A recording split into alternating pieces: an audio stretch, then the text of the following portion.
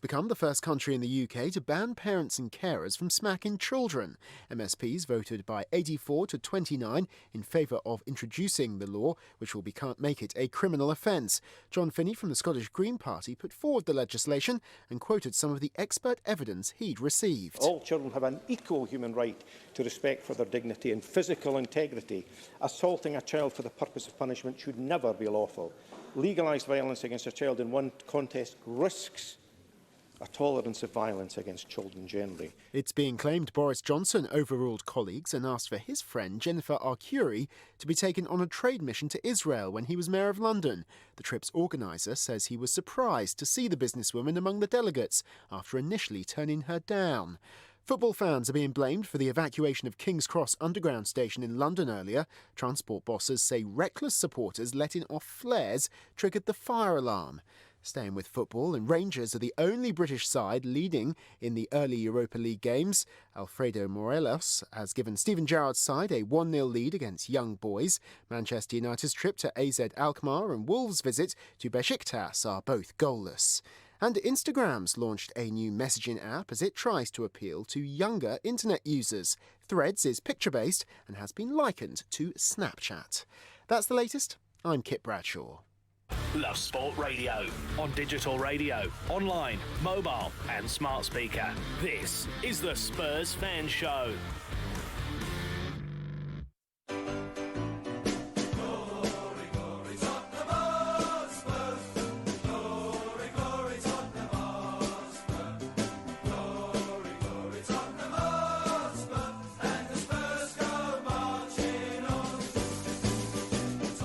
You are listening to the Spurs Fan Show on Love Sport Radio with me, Charlie Hawkins. I'm joined in the studio with Last Word on Spurs, Ricky Sachs, Jamie Brand and Jason McGovern. We're here for the next 2 hours talking everything where Spurs are concerned, and it wasn't the greatest week for Spurs. We're going to be discussing that terrible night at home in Europe to Bayern Munich and where it all went wrong. And social media has not been the kindest to Spurs. I mean, because where does the blame lay? Lots of questions.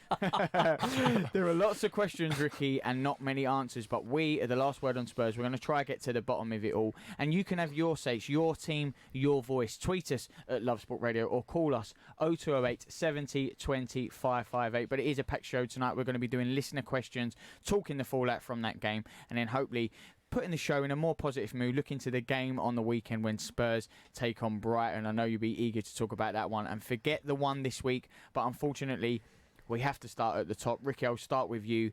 7-2, obviously just no one was expecting it. Let's be honest, you know, it was a freak of a score. You know, Tottenham, European finalists last season. You don't expect this to happen, even though Munich are a fantastic side. What went wrong? Everything.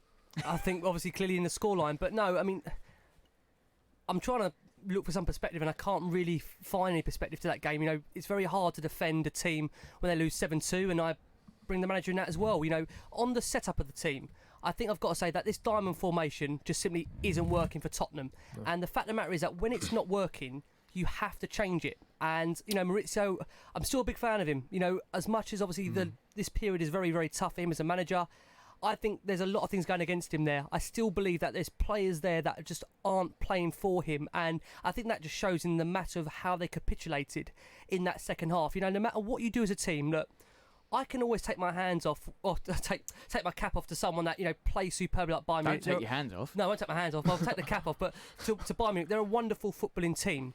But at the same time, to lose 7-2 is unacceptable, and it's not in any way defendable to try and sit here and give anybody praise on the back of that performance. But I will allude back to the fact that when you've got players there that do not want to play for your football club, it's transcending itself on the pitch. At fear of not wanting to sound like a broken record, because I did ask this last week, and you've always firmly been the believer of it's been the players, it's not the manager. You're fully backing the manager 100%. But how shameful is it for these players that don't want to play for him? Where has this come from? This man is a fantastic manager. Just so we're clear, the manager has to take some responsibility as well within this week. Well, I think we have to make that clear. Listen, I think whilst we still feel altogether that Pochettino's the right man for the job, he's not exuberant from any blame here. You know, he's also got to be criticised for this formation that isn't working. That's the truth. Jamie, where do you stand on it all? Yeah, look, I mean, obviously it was very embarrassing to concede 7 goals for the first time in our history. I mean, that's just utterly embarrassing. I mean, in terms of first time at home. First time at home, sorry, yes, I should make that point. Yeah, I think it was, too many errors on the night, and Bayern Munich, I think you have to applaud them. They were absolutely clinical, and they thoroughly, they just highlighted all our flaws, and they really were a fantastic team. And yeah, it's just so disappointing to see the way it's all kind of capitulating at the moment at Spurs. And I have to agree with Ricky. I do have to. I think it's the players have kind of stopped playing for the manager, have stopped playing for the club, and very disappointing. Jason, some say the manager, some say the players. I know it's a combination of both. I was going to make the earlier point. I can't quite believe why they're not playing for the manager if that's the case. When last year was, such a success. What has happened? Where is it going wrong? Why is it going wrong? Small bit the manager, a large bit the players, and I think some of those players. It's not so much not playing for him, they're not playing for the club. Like I said last week, I think Danny Rose likes Pochettino, but he hates Daniel Levy and what Tottenham are now. So there's a little bit of that. I mean, tactically, that I'm loath to go into tactics side because he plays a diamond formation, he gets ripped to pieces for playing it. But if we take our chances in that first half, where we've created chance after chance after chance against an elite team like Bayern, we go in at half-time 4-1 up. Who's saying he's got the tactics wrong?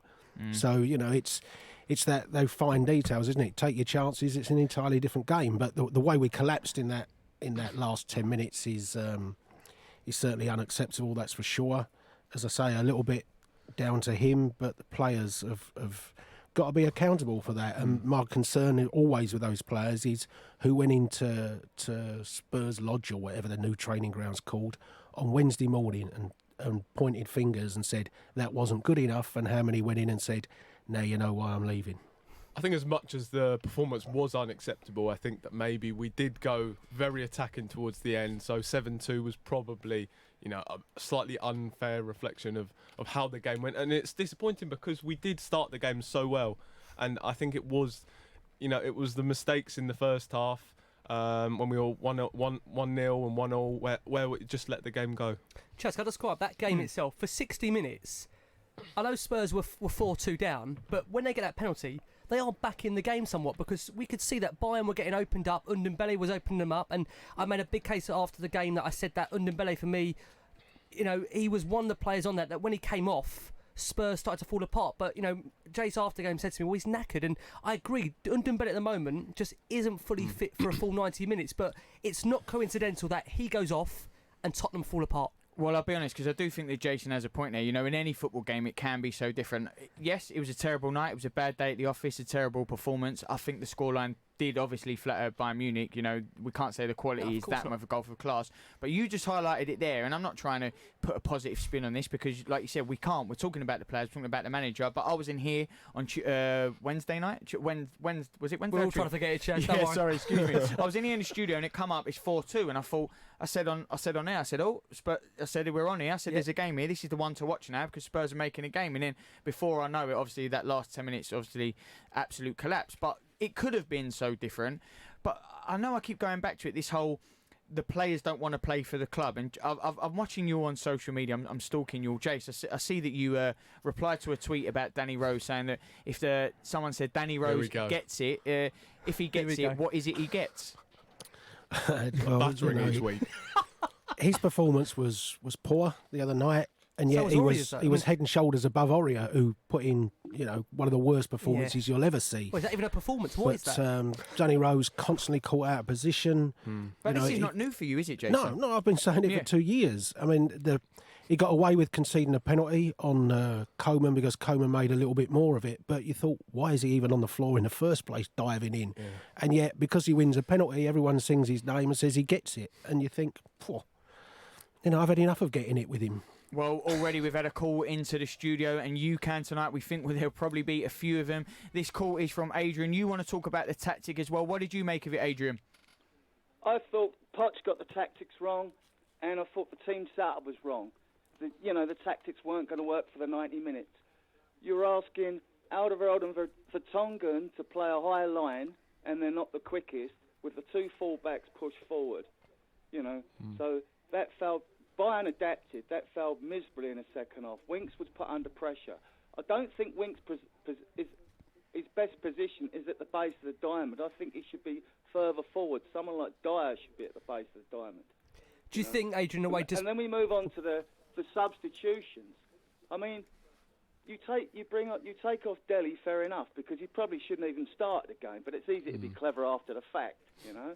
And then you bring on Eriksen, and you bring on Lamela, who should have started, in my opinion, you know. And you bring on Mora, and it's all gung-ho. At half-time, we were 2-1 down. There should be no chance of panic. Just be a bit patient here.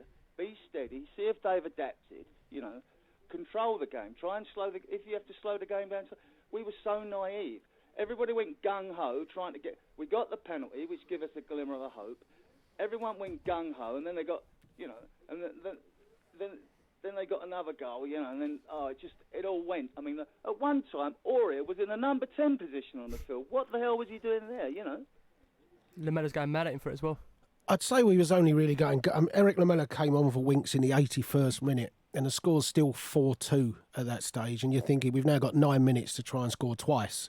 So I can understand at that stage why you think it's time to go gung-ho. I mean, we went gung-ho in Ajax in similar circumstances, and... You know, we all know what happened there. So I can understand why we ended up going gung-ho. The problem is that when you're effectively playing 2 at the back, no one in midfield and 8 up front, then it's not surprised you end up getting unbalanced and getting caught out, particularly if you then throw in giving the ball away so sloppily. So, you know, I always think with those substitutions, I can see what he was trying to do. And like I say, with the tactics, if we go in 3 or 4-1 up at half-time, which we could easily have done, let's be fair about it, would we be sitting here saying he got the team set up wrong? So, but definitely we are struggling without the ball, and that is down to a tactical thing for sure. Well, Adrian, we really appreciate you calling into the studio. It seems like a lot of people are calling at the minute, so keep trying if you are. We're going to go to Phil. Phil, you want to talk about the loss this week, the disappointing one. What did you make of it all? Yeah, hi guys. First of all, first time caller, long time listener. So thanks for all your work, chaps. But thanks for calling in. Thank you, Phil. Thank you, guys. That's about as positive as it's going to get, though. For me, I've got to say, it's right. Well, we appreciate the call. I'm going to try and keep it sensible, because I don't want to get chucked off air or get you boys chucked off and never welcome back. But you know, first thing you've got to say is, and I know you've caveated there, Jace, but it's the worst loss in our history at home. We've had an illustrious history, a proud history, and I just don't think there was any pride or guts by anyone involved the other night. And, you know, you're saying there we've gone gung-ho in the last few minutes. In the end of the day, we've got to remember, and the fans want to get back in that game more than anyone, but it is a league situation. It's not Ajax. We don't need to rescue that game. We don't need to get a win on the night. The goal difference could come into play now, but most of all, we've shown no pride in the shirt or the badge, and in the end of the day, we've ended up shipping another 3 goals from what already is an embarrassing scoreline is an absolute disgrace. And for me, I think everyone's culpable. There's blood on everyone's hands, and unfortunately, and I know this isn't popular for you boys in the studio, I think Poch has got to go now, because unfortunately for him, he is going to carry the can for a lack of investment over the last few years, and that obviously is at the chairman's door and at Enix's door.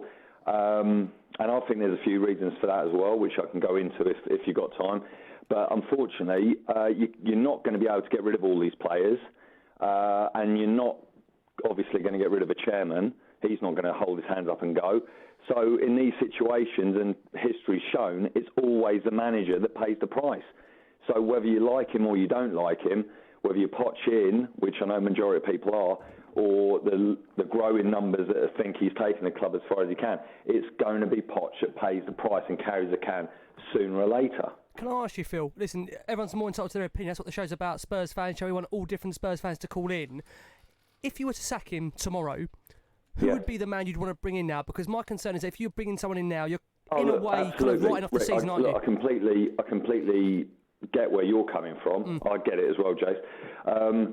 But the thing there is, Absolutely. Look, I've got no answer to that. There's a number of managers I'd love to see in, but they're not going to take. I wouldn't take the job because I know that the chairman's going to have one hand tied behind my back, in the same way Poch has had two hands tied behind his back in the last few transfer windows. So I'm not saying that there's an answer, and I know there's no one's got a divine right to say we're going to get rid of this manager, and then the next guy is going to come in and he's going to have all the answers. But the issue is, in the same way as we're saying we don't want some of these players on the pitch because their heart's not in it, Pochettino, you can only judge a man by his actions and his words, and both of them have been really lacking so far this season. You know, we don't want Eriksen on those pens after the pens he took in pre-season, but the message from the top, from the manager, the main man, and I know this is something Lee talks about, positivity all the time. He's been so far from positive, and I think that is set the wrong tone. Whatever's happening in the dressing room, whatever's happening on the training ground, I get there's issues and I get there's agendas, but for him to go public, that's really the nuclear option. He's pressed the nuclear button, and then he's played the last card, and it hasn't worked. The players haven't reacted. They certainly haven't reacted in a positive way. And so now I don't know where he goes back from this. And I don't know the answer. To long answer to your question, I don't know. Because who would you get in? Who would you get in? I don't know. But all I know is whether it's sooner or later, I can't see after being this long in the job and now we're in this situation and it being this dark, I can't see how he turns it round. I think the issue I have with getting rid of Pochettino is that the new manager, whoever's going to come in, he's going to have the exact same issues. And I think that it is, for me, the majority of the blame is on the squad, but just because I just don't think many of them, want to be there. And a new manager, I question whether, he's going to be able to do a better job at sorting that that out. I think the issue with that is, though, this isn't his first or second transfer window, is it? He's been in charge. This is his squad. He can't, as much as, yes, and this is where I have got sympathy for Poch. He has done. He's pulled miracles out of his sleeves, and he's done the club so proud in so many ways. If in years to come we'll analyse this and say, well, he has overachieved, and he's fought heavyweight fights with a bantamweight, wage structure, and probably a flyweight, transfer budget. But in the end of the day, he's overachieved. But look, the one thing I want to say about the chairman and ENIC is I actually believe, my thought on this is, and I don't know what you guys think, is that Levy thought that we would be in the stadium a year by now, a year plus, a whole season and then some. We'd have had two at least, and this weekend would have been our third NFL game. Maybe we'd have got another. And so I really think that he was hoping, himself and Mr. Lewis, it was going to be in the shop window. He would have sold it. And so the chronic underinvestment there's been in the squad would have been someone else's problem. Well, Phil, you've left us with a lot to talk about. We're going to be discussing it. Thanks for your call. Thanks for listening. Cheers, Phil, Phil. You may be a first-time caller, but we want to hear from you again. And personally, I love the boxing metaphors. We'll use them going forward. There was Phil. This is the Spurs Fan Show. The fallout doesn't end there. There is so much. And we're going to be getting into a little bit of listener questions also next. Giving your team a voice. Love Sport Radio. Listen to Love Sport Radio on your smartphone today. Simply download the free Love Sport app from the App Store or Google Play. Tap the play button and you'll be able to listen to your favourite station. Anytime, anywhere. Love Sport Radio, the station giving fans a voice. You all right, mate? Yeah, I'm fine. Yeah? Really? It's just, there's a massive grizzly bear sitting on you. You sure you're okay? Well, now that you mention it, sometimes we say we're fine when we're not. But with 1 in 4 experiencing a mental health problem, if your mate says he's fine, he might not be. Be in your mate's corner and ask twice. Time to change. If you're in business, I bet you hate wasting money. We Do Taxi Tops can help you achieve minimum wastage on your advertising costs and maximum exposure. Our revolutionary taxi tops can target your potential customers in the right place at the right time, so your message has the greatest potential for making an impact. We Do Taxi Tops. Visit wedooh.com. We Do, the smarter, quicker way of advertising in London, supporting London businesses of all sizes.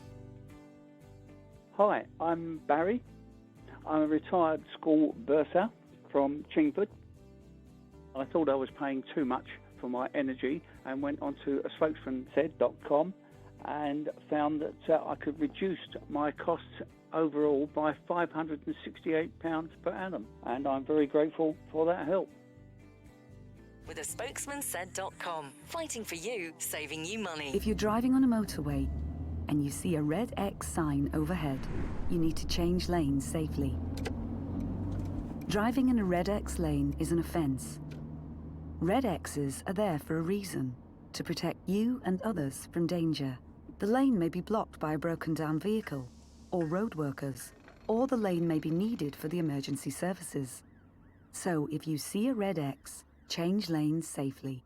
Highways England, connecting the country. This is Love Sport. You are listening to the Spurs Fan Show on Love Sport Radio with me, Charlie Hawkins. I'm joined by Ricky Sachs, Jamie Brand and Jason McGovern. We're discussing the fallout from the week, and you're also discussing all the fallout because you've been calling into the studio. Keep your calls coming because you can come on air and have your say tonight. 0208 70 20 558. Ben, we've got another caller into the studio. You wanted to discuss the manager's mistakes, just like mine there. Hi, how are you? Hello, Ben. How you coping? You all right? You surviving? Yeah, just about surviving, to be honest. It's we're all feeling the same pain. But I've wanted to phone in for a while. I'm a long-time listener. But the timing's just quite difficult because I've got a little boy and he's bath time and all that stuff. Thank you for calling. We appreciate it, Ben. Go for it. No worries. So it's generally the shape of the team, how we've started to play for a while now. We've just stopped pressing. I mean, the first half an hour of that Bayern Munich game, we looked back at it and we were pressing and they couldn't handle it. I know they had a few chances, but that was due to sort of the poor shape of the team. But we've stopped pressing, and after half an hour, we just looked tired. Yeah. And I mean, when you compare that to Liverpool are at it for sort of 80, nearly 90 minutes, and their players play regularly. They don't chop and change like Pochettino does. So I don't quite understand this whole myth about Poch having the fittest team. I just don't see it anymore. So that's one of the issues, and just the general shape of the team. He's playing this diamond. Diamond formation hasn't worked. It didn't work against Newcastle. It didn't work to most of an extent against Munich. So I just think he's just lost his way a bit. I don't know. He seems to have lost ideas. He hasn't got trust in the players, and I just don't know where we turn, to be honest. Well, just the one thing that confuses me a little bit each week is we kind of expect maybe something different to happen because, you know, it clearly hasn't been working. The diamond formation just hasn't really suited, you know, the team. Obviously, you know, and it's bizarre that we have stopped pressing. I think it's that. Yeah. That's just, I can't think of a reason why we have stopped doing that because it was so effective. I would like to see us maybe go back to a different formation, you know, our old one where we had, you know, two central midfielders, you know, three ahead of them and then Kane up top. The one big thing that I'd like to see change is I'd like to see a holding midfielder come into the team. Now, you know, it's difficult because I think Winks is maybe playing that role at the moment where he's playing at the base of the diamonds. Now, you could have Winks and Ndombele, but, you know, I would like someone a bit, you know, a more of an enforcer, someone like an Eric Dyer. I mean, you know, I personally maybe question the ability of Eric Dyer, but I do think we need someone like that to just sit in front of the defence because obviously that is our biggest issue at the moment. And I think when we were very, you know, defensively playing so well, we had that Eric Dyer sitting just ahead of them and maybe sometimes slotting back into there. So I think, you know, it's bizarre that Pochettino hasn't changed, even though it is failing. But I really hope that, you know, in the coming weeks he does, you know, maybe look to change things. Ben, let me ask you just a question as I got you here. Obviously, a lot of it is on the focus of the tactics, and I get that because that diamond, as Jay has said, it's not working for us. But how much are the individual errors starting to grate on you? Because you look at that game, the first goal, Rose lost his man. The second goal, Ndombele fails to clear it. In the third goal, Aurier lost his man. Fourth goal, Winks gives it away. The fifth goal, Aurier loses his man. The sixth goal, Toby gives it away. You know, Aurier then gives it away for the seventh goal. You know, there doesn't seem to be any responsibility amongst those players. And, you know, as much as we sit here and we judge the manager on his tactics, it does seem to be this group of players, it's just continual individual errors season after season after season. Just how much do you think blame has to go on these players and on this same group? Do you not think it's kind of reached a peak now with this group where there's just too many in there that make the same errors, in big games for us? Yeah, 100%. But at the end of the day, the manager picks the team. And if Aurier is making all these mistakes like he has been, I mean, I can't stand the guy. I think he's useless. I think he's a liability. Every time he's been in, he's made mistakes. He had a good game against Palace, and everyone was singing his praises, which is, excellent, but he hasn't carried that on. Rose this season, I do like Rose, but again, he's made a lot of errors. Ben Jason's Davies smiling. is not. Jason's smiling. He's not the best defensively, Rose, anymore, and we've got Ben Davies there, and he's capable. He's not quite the level we need, but he's going to be a better option than Rose at the moment. As for the midfield, this is another way you question Pochettino. Wanyama was meant to have left to Bruges, but obviously didn't agree personal terms. So I can't remember which game it was, but he brought Wanyama on over Skip and Dyer. So I don't understand what message that. Does that send to the players? Yeah, exactly. What does that say to Dyer and Skip? Oh, this guy doesn't even want to be here. Why is he playing? Same with Kyle Walker-Peters, and I know Foyth's back now, but he's been injured. What does it say? Even with Eriksen, he's tried to not play him, but I think we do still need him to play. But then again, he's dropped Lamella, who I think Lamella's been our best player this agree. season. Yeah, I'm stunned he didn't start that game. And listen, when the team sheet comes out, Lamella's on there, you're like, oh my God. Now I think we couldn't believe when he wasn't selected. Yeah, exactly. I just don't get some of the decisions he makes. And in terms of managers maybe replacing him, I think Poch deserves at least to the end of the season to see if he can get this right. Have another summer, bring some new players in, because it definitely needs freshening up there. Even when you go back to the Southampton days, the Southampton team were always pressing. The early Tottenham teams were always pressing, and certain players, they're just, maybe it's age or fitness, or they just don't want to do it anymore. They need to be shipped out. We can't carry on like this, because our form's been off since, the middle of last season. I think didn't he allude to that in one of his press conferences? Was it before the Southampton game, about our pressing and why we aren't pressing as much? I think he noted that himself. But for me, I mean, Rick listed all the mistakes we made leading to goals. I don't care if you're playing 4-2-3-1, 10-0-0, whatever your formation is. If you make those types of mistakes, you'll concede goals, and you won't win games. And you won't win games. Yeah. It's a simple. I mean, if you can't handle a 5-yard pass to a white shirt and you give it straight away against good sides, you'll get punished all the time, regardless of what formation you've got.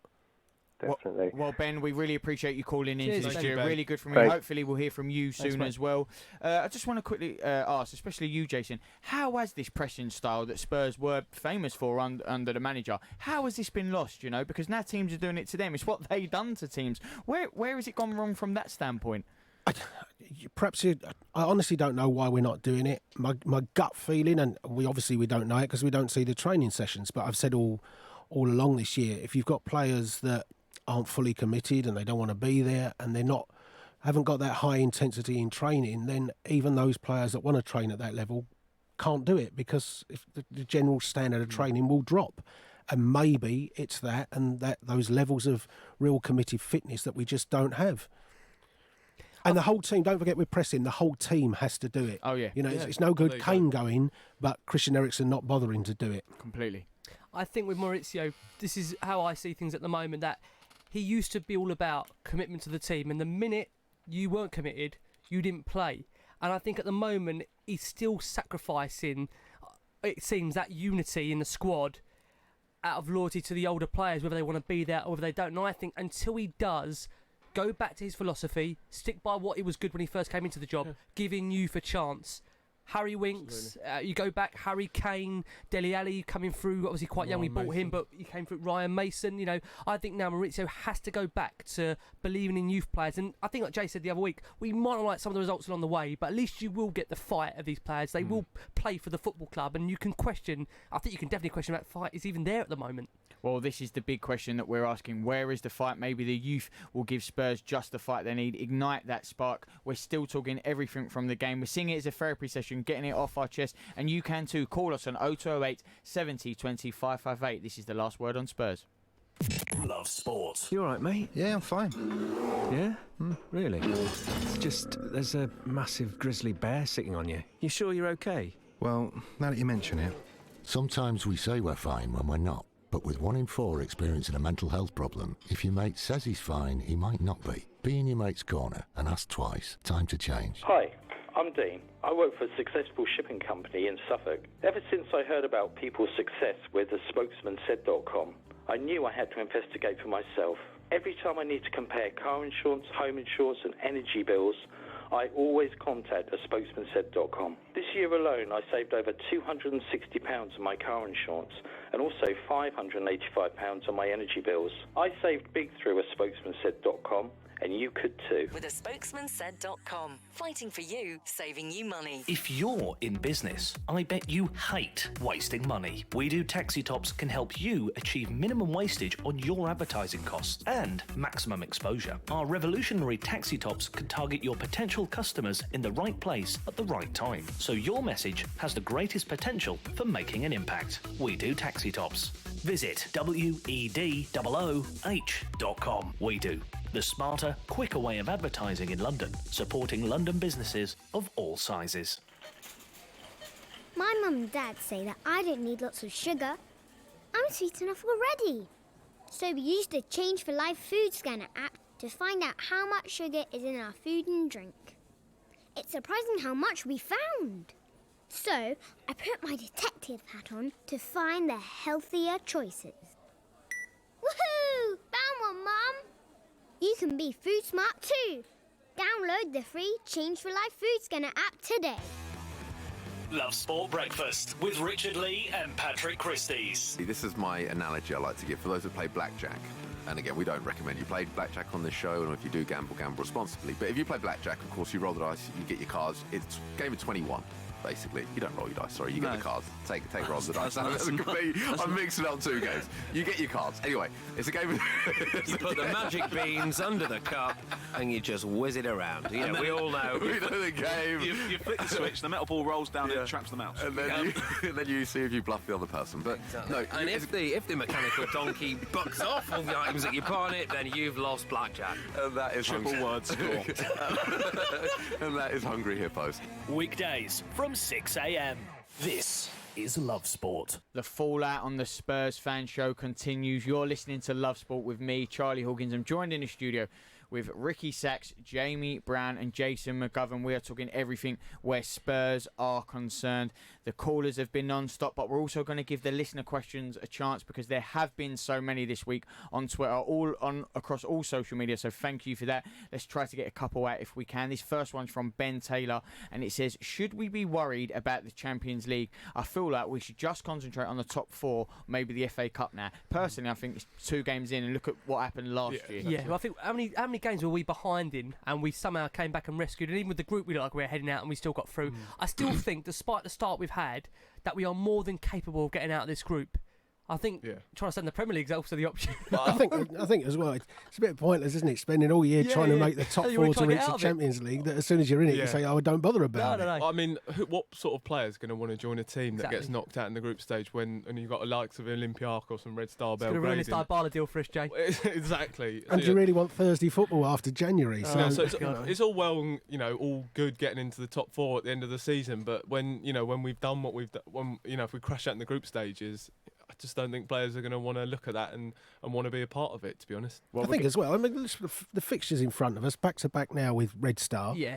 And then Olympiacos. And so, okay, you go to Munich, but Munich is match day 6, and we saw last year with Barcelona, you'd expect now Munich to have 15 points going into match day 6, and maybe they just do like Barcelona did last year, leave players out, and it actually becomes quite a comfortable fixture, much like last year. There's no such thing as a comfortable fixture at Spurs anymore. Home or away.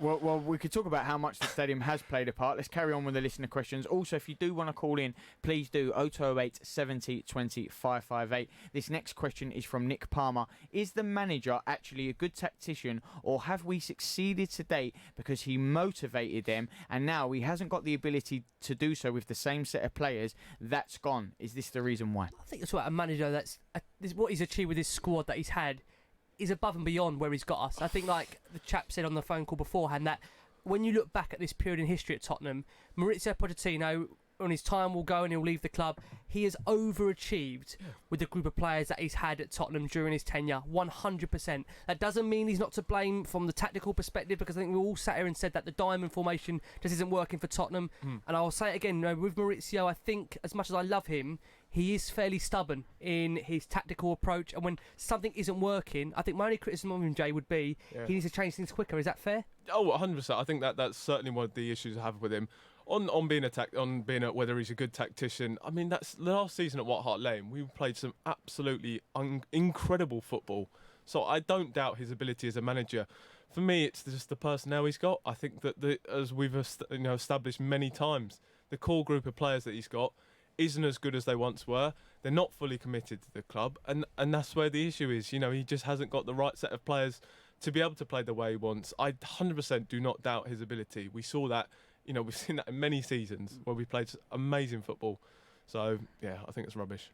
The next question comes from Josh. He says, how many times is the manager going to say, we need to bounce back? He's saying it after every game, and yet he is the one who picks the team. We have no philosophy, no identity. I can't tell you what our style of football is anymore.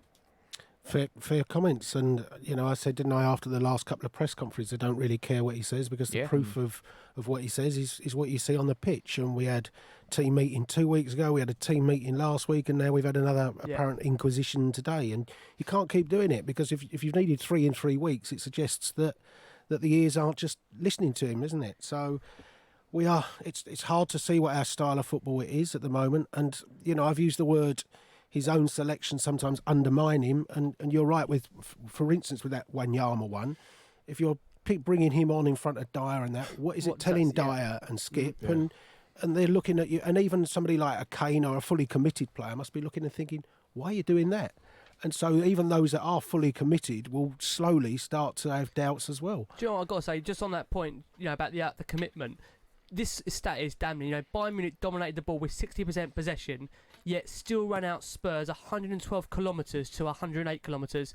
I mean, that's a damning stat for a Pochettino team that was built on the bedrock of high pressing, high energy, and I think that tells you everything. When we talk about commitment and the lack of fight for the badge and the lack of fight for the club, Spurs used to be one of the fittest teams, not only in the Premier League, but across Europe, and the players would always run the distance. Yeah. I don't think now, because you've got players that don't want to be at that football club, I would just be intrigued to know, and obviously we don't know, what training is like behind closed doors. Like Jace, I think, said at the time of where Ericsson wanted to go away, how much are these players busting a gut in training? How committed are they? Are they really running at full intensity? Are they really working out hard in these double sessions? I think Maurizio, in a way, it's difficult. He's got players that don't want to be there, but he needs them to get results. And something's got to give or take. You have to, I think, as I said, back to what I said before the last break, you have to inject some youth players into that first team who actually care about the football club.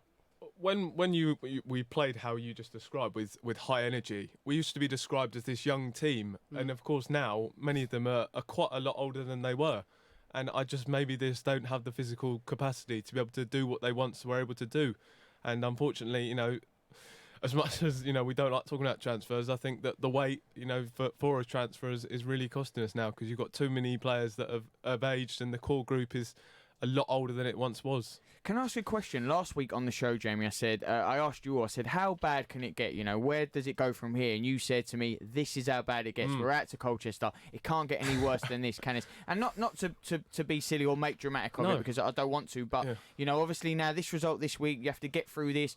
Where does it go from here? Because are you worried that slide becomes a little bit more slippery? Can you see a situation now where we don't know, the manager before Christmas or the results take a real turn for the bad? What is the fear here? I think the big thing I want to see from Pochettino is him doing something different. I just think that we keep on persisting with, every week we come and use the same formation. Maybe we'll use the likes of Ericsson when we think, now it's going to change. We've just lost to Colchester. Maybe he'll use a different approach, and you've just got to hope that in the coming weeks he does try and find this different approach. Well, I said a few weeks ago, I said I could see a heavy defeat coming along the way, and I thought it would be a 3-0 at Brighton or a 4-0 at Wolves or something like that. I certainly didn't envisage that. But until January, I fear it will be peaks and troughs, and there'll be good games and bad games. I think it's gone beyond the point of a wake-up call now, because when you've got players that just don't want to be there, I hate to say this, you'll expect someone the same, but I think like Jace, you know, I just don't see where it's going to change until you ship out the players that no longer want to play for him. My concern is how many are there? You know, we know players that want to leave, but who else is being decisive behind the scenes? And I don't think we can all sit here and know for sure. We know that back four, I've got to say this very quickly, Chaz, I know we've got to go to a break. No, we haven't. No. Well, Danny Rose, as we know, they tried to force him out of the club. We keep saying this. They tried to force him out in the last day of the transfer window. He didn't go. Toby's not signing a new contract. What I want to say on Toby very quickly is that guy is professional until the very end. I've got no doubt about Toby that he is one of the players that is being, you know, does care. It does hurt him. Jan Vertonghen, how does he feel? He was dropped at the start of the season for selection reasons. You've got all these allegations out there. He's had to obviously play through that, and so is Eriksen. Serge Aurier, I don't even want to call that a performance against Bayern Munich. I don't know what it was, but you know, if Southampton wasn't his end, then my God, surely that Bayern Munich game will be. Well, we've had another call into the studio. This time we're speaking to Ravin, and he wants to speak about the players because he's saying that the players aren't putting enough effort in, or are they putting in any effort at all? Ravin, is that what you think? Yes. Hi, hi, lads. I know it's been a while since I spoke. Revan, have you come out of prison yet? No, I'm still in the prison. Every Thursday I work, so I'm literally working now. This feels like prison at the moment to be honest. Talking about for 2 hours. Push the cell block H, isn't it, or something? Starting. But it's been a while, but I've always been listening. Yeah, look, listen. I absolutely believe this is it is a mentality and attitude thing.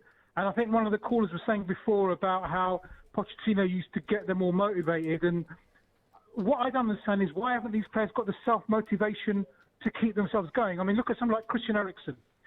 You know, he's busting for a move to Real Madrid. And I look back and I think of Arsenal and Aaron Ramsey. Aaron Ramsey knew he was leaving at the end of the season, but he still put a shift in for Arsenal. He still played with pride in the shirt, and he did, and you know, and he left with his held up high. And if Eriksen is wanting to play for Real Madrid next season, or Barcelona, or whoever, playing rubbish for Tottenham is not going to help you. No. I mean, it's so logical, and I literally do not understand why their attitude has changed like this. Where has the pride gone? That's the thing that absolutely concerns me. Look at Toby, Ravin. And they need to really fix up fast. Or I think there was a tweet that the Oracle put out today about the different types of players that are playing in the squad. They need to find the players that care about the shirt. Yeah, not the ones who want. If you want to leave and your attitude stinks, then you've got to go. It's what Pochettino did in his first season at Tottenham when he got rid of the likes of Adebayor, you know, and so on, and Kabul. He needs to do the same now. If he needs to take drastic action, the supporters will support him in this because we can see it with our own eyes. And the other thing I just wanted to mention as well. I mean, I've been to a couple of games this season. I was at the Villa game and I was at the Newcastle game in the South Stand. And it was something that Lee pointed out, you know, a while back. Are the fans giving the intensity that, in your opinion, I'm asking, because I didn't seem to see it, especially at the Newcastle game. Are the fans giving the intensity of support that are going to help the players, or are we just waiting for the players to do something for us to cheer? Surely we need to be that 12th player on the pitch.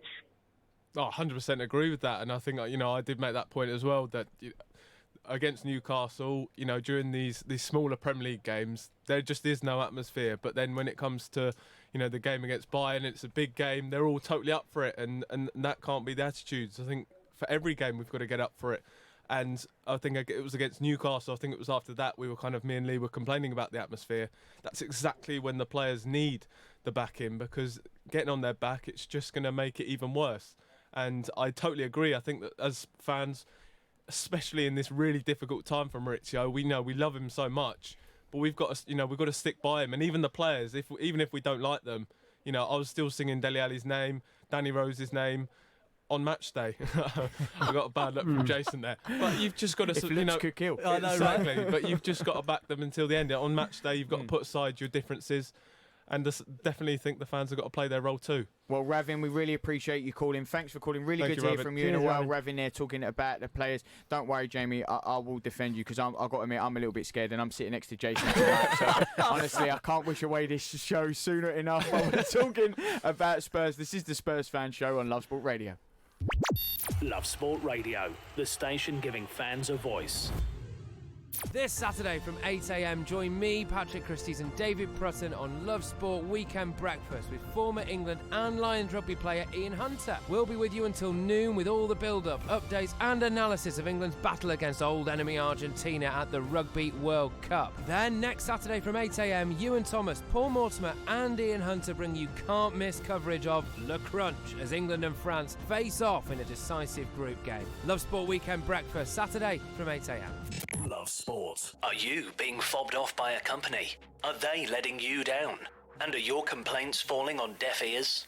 We can help you out. Come to aspokesmansaid.com and we will give you a voice and a platform to raise your complaints. As recommended in the Daily Telegraph, aspokesmansaid.com. Fighting for you, saving you money. You all right, mate? Yeah, I'm fine. Yeah? Really? It's just, there's a massive grizzly bear sitting on you. You sure you're okay? Well, now that you mention it. Sometimes we say we're fine when we're not. But with 1 in 4 experiencing a mental health problem, if your mate says he's fine, he might not be. Be in your mate's corner and ask twice. Time to change. You're in leakage, you're in leakage. You're in leakage, you're in leakage. You're in leakage. You're in leakage, you're in leakage. Tenna men. Cage. Pants and pads. You're discreet. Masculine.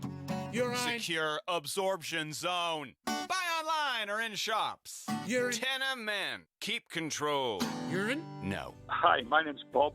I'm a retired civil servant from Durham. I used the advice that a spokesman said gave me to haggle with Sky to reduce my monthly payments from £86 per month to £43 per month, which was a saving of £774 over the 18-month contract.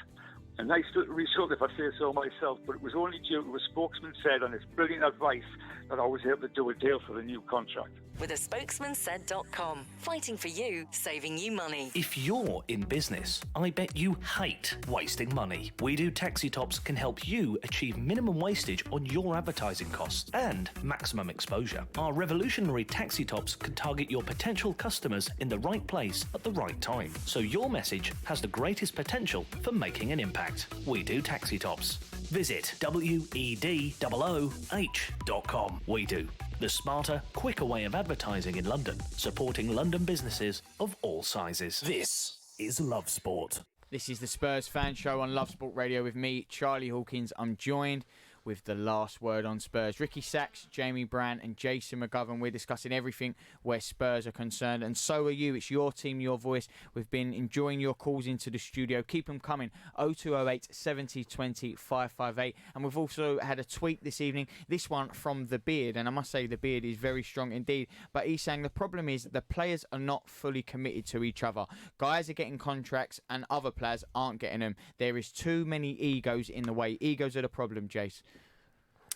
Quite possibly, but then, you know, some of them who aren't getting them. I mean, Moussa Sissoko's just signed a new contract, so you think, fine, 30-year-old. But then Toby's had a contract on the table for 2 years, hasn't signed it. I think Christian Eriksen hasn't signed a new contract. So, you know, some have been and some haven't signed them. But like the whole mix. Signed a contract. Dele Alli signed a 6-year one just 12 months ago. And like I said last week, everyone now says he's overpaid and wasn't worth doing. So... But yes, there's too many egos in there, and when Pochettino used to be able to control all of that, it's now, I think, beyond his control, that's for sure. Yeah, I agree. I mean, I think we should be more focusing on how to look to improve things moving forward. And I think we've got to look at this defensive midfielder role. I know Jay mentioned it earlier, and try and find a solution. I mean, I'm going to be honest and say this. Look, Eric Dyer, for me, I think I've been quite honest and said that I don't know if he's good enough for Tottenham anymore. However, having said that, it's funny, I said to Jace outside, that when players are out of the team, how their stock seems to rise. And he would be one player that I think I would bring back in for the Brighton game at the weekend. I know we're going to come on to preview that later. But I don't know if Dyer is good enough long-term for Tottenham anymore. I think he could be a good short-term solution, don't get me wrong, until it gets just to January. But I think that is an area we have to look at because, like Jay said earlier, with Winks and Dembele in the formation we play, we haven't really got a natural player defending the back four, and that's where we got absolutely ripped apart against Bayern Munich. Well, let me take one from the listener questions then. This one from Reggie Moore, and he says, do we need two holding midfielders in front of the back four? Can you please discuss this? We seem far too open for Bayern to cut us open. We need a proper DM. I don't think we need two defensive midfielders in the back four. You'd be arguing it'd be too negative when you play at home. Well, we played two against Colchester, didn't we? And it clearly didn't work. But look, I want someone in there. Well, it did. We kept a clean sheet. Well, okay, fair enough. But I think that I want someone in there alongside Ndombele because I think we've all seen that he's he's clearly an extremely talented player, and I'm sure as it goes on, we'll see even more of him. But I just want someone in there alongside him who's going to be able to sit back. And as I said, I think when we were at our most effective defensively, we did have that, Eric Dyer, Victor Wanyama.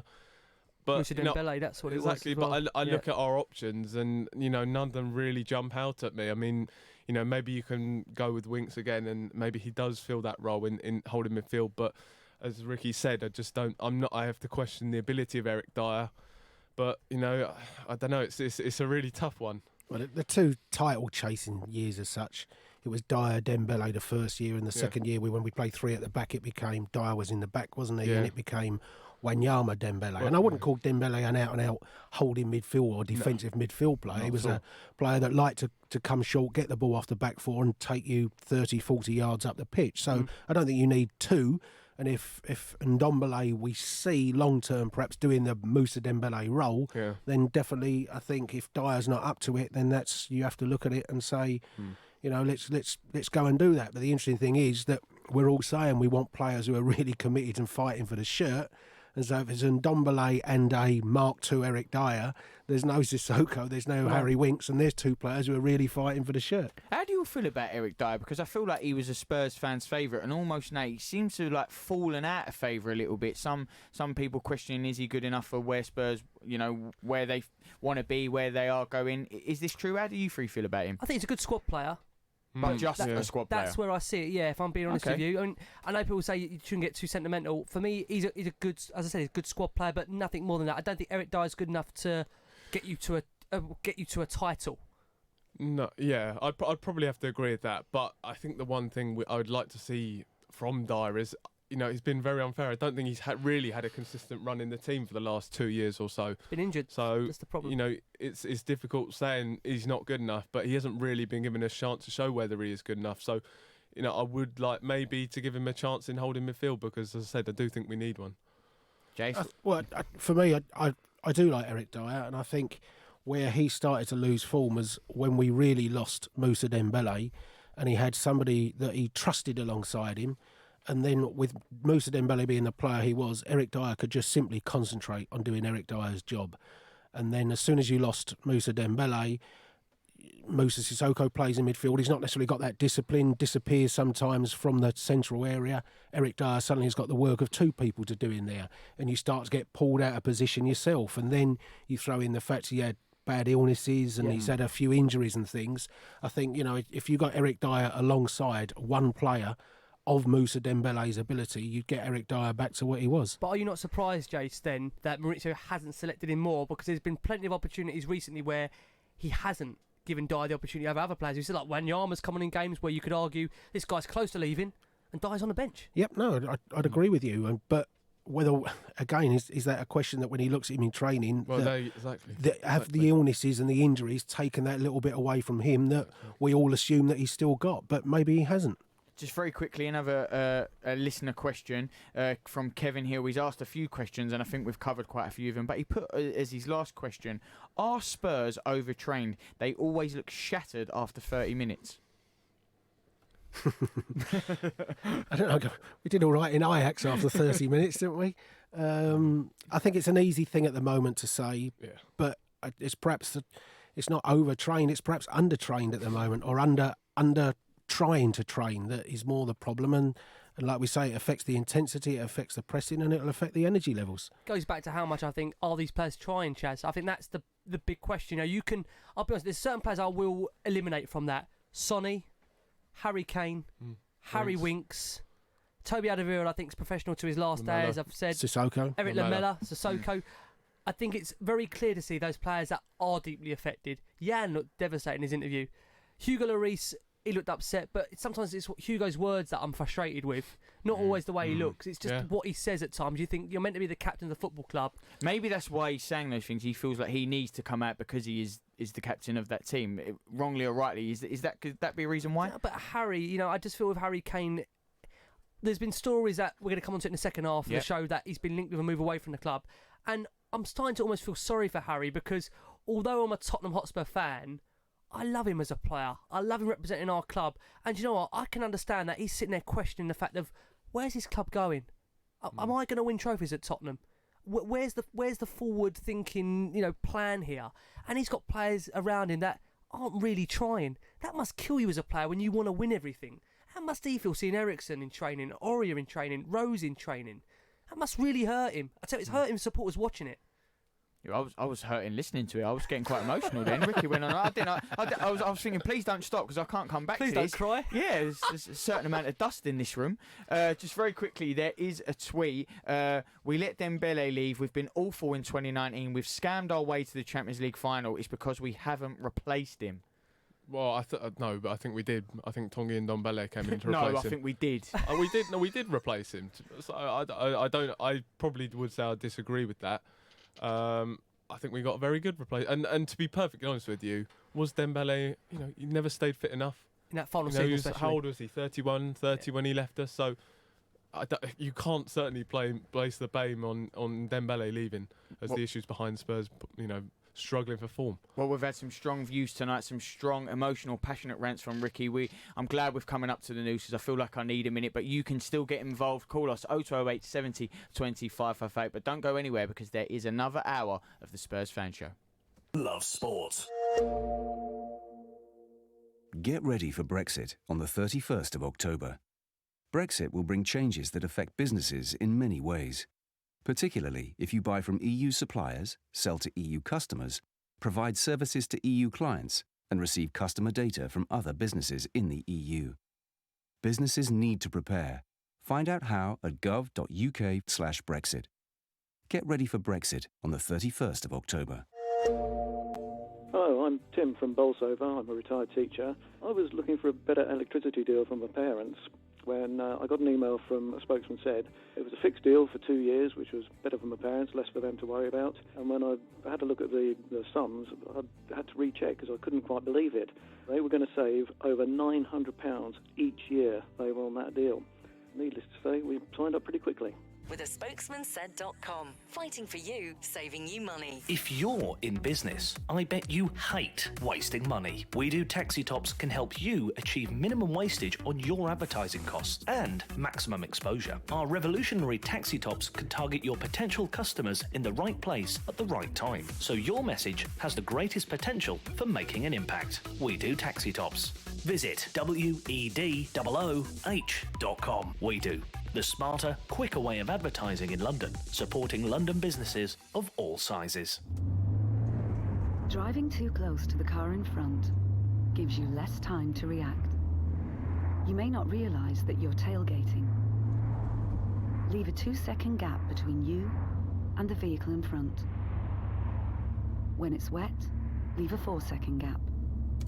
By staying back, you give yourself time to react. Stay safe. Stay back. Highways England, connecting the country. You are listening to the Spurs Fan Show on Love Sport Radio. We may be an hour in, but there is still an hour to go, and you don't want to miss it. You thought you was hearing the fallout from this week. Well, there are many questions. We are still searching for those answers. But in the next hour, we're going to be talking about the game with Brighton on the weekend. And Dele has not been included in the next England squad. What do you make of that? And also, we're going to be talking more about the obvious potential of future captain Harry Kane and where he can go and how unhappy he is at what Tottenham have done in the last few weeks. But as always, we want to hear from you. Have your say on it. Tweet us at Love Sport Radio or call us on 0208 70 20 558. You can also WhatsApp on the same number. It's your team, your voice. This is all after your Love Sport news update next.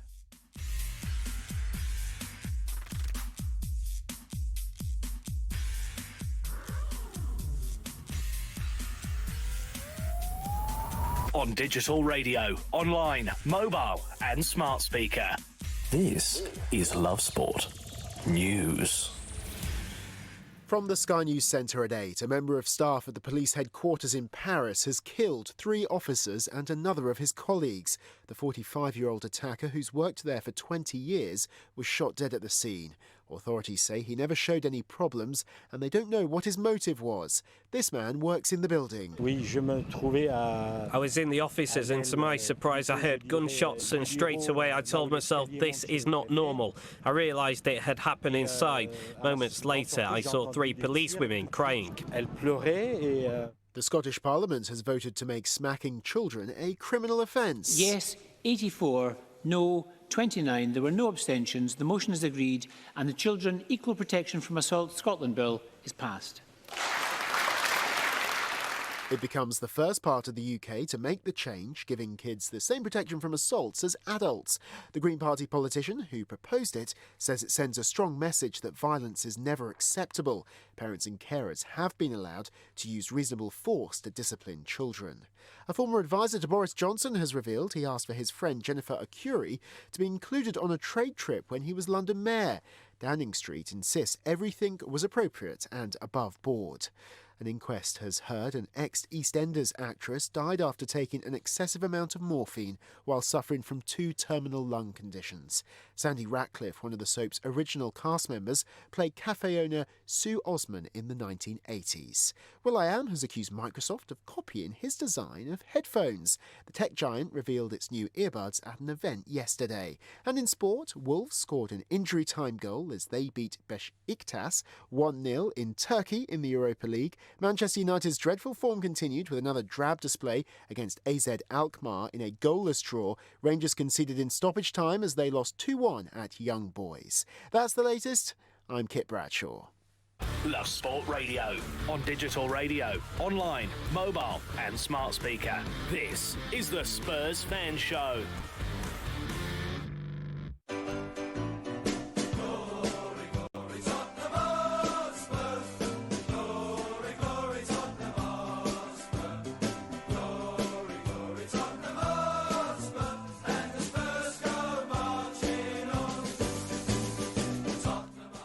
You are listening to the Spurs Fan Show on Love Sport Radio with me, Charlie Hawkins. I'm joined by Ricky Sacks, Jamie Brand and Jason McGovern from Last Word on Spurs. It has been a packed show tonight. We've been talking the game. We've been talking the bad week. We're trying to forget it. We're moving on. It's Brighton on the weekend. We're going to be focusing on that. We're going to be talking about how Dele has not been included in the England squad. What do we think of that? How do you feel about that? You can call us on 0208 70 20 558. We'll be talking Harry Kane next, but we have had another call into the studio, this time from Emmanuel. Emmanuel, thank you for calling. How are you feeling the week's gone? You want to be talking about players at the club? Hi, guys. Nice hearing from you. First of all, I would like to say the players have not been good enough since the back end of last season. We had a couple of games where we could have done better, we should have done better, given the squad that Pochettino has built in the last 4 or 5 years. But the last game against Bayern Munich was totally unacceptable from any standards, not for our club. We are almost at a level where we can compete against the elites, and for us to crumble at home, it's quite disheartening to watch for us over here. Yeah, I agree. Listen, I totally agree. It is disheartening to watch, and you know, as fans, all you want to see out there really is committed players. And the problem we've got at the moment, we've got a group that are not 100% all fighting for the same cause, and it's just trying to figure out how we can change that. You know, there will be some fans out there that still feel we haven't given enough criticism towards the manager, and they're really entitled to that opinion. You know, there's some. I know the fan base seems to be split in some way. They feel Maurizio's taking the club as far as he can. There's some that maybe still feel like myself that I think a lot of the blame has to be proportional with the players, because when you have got players that don't want to play for him, it's very hard to motivate them. And how do you, Jace, motivate players that simply just don't want to play for the football club? No idea, mate. No idea. It's a source of frustration, isn't it? But, you know, when I used to say sell them, you all used to tell me I was barking mad for trying to get rid of them and saying, oh, they're our best players.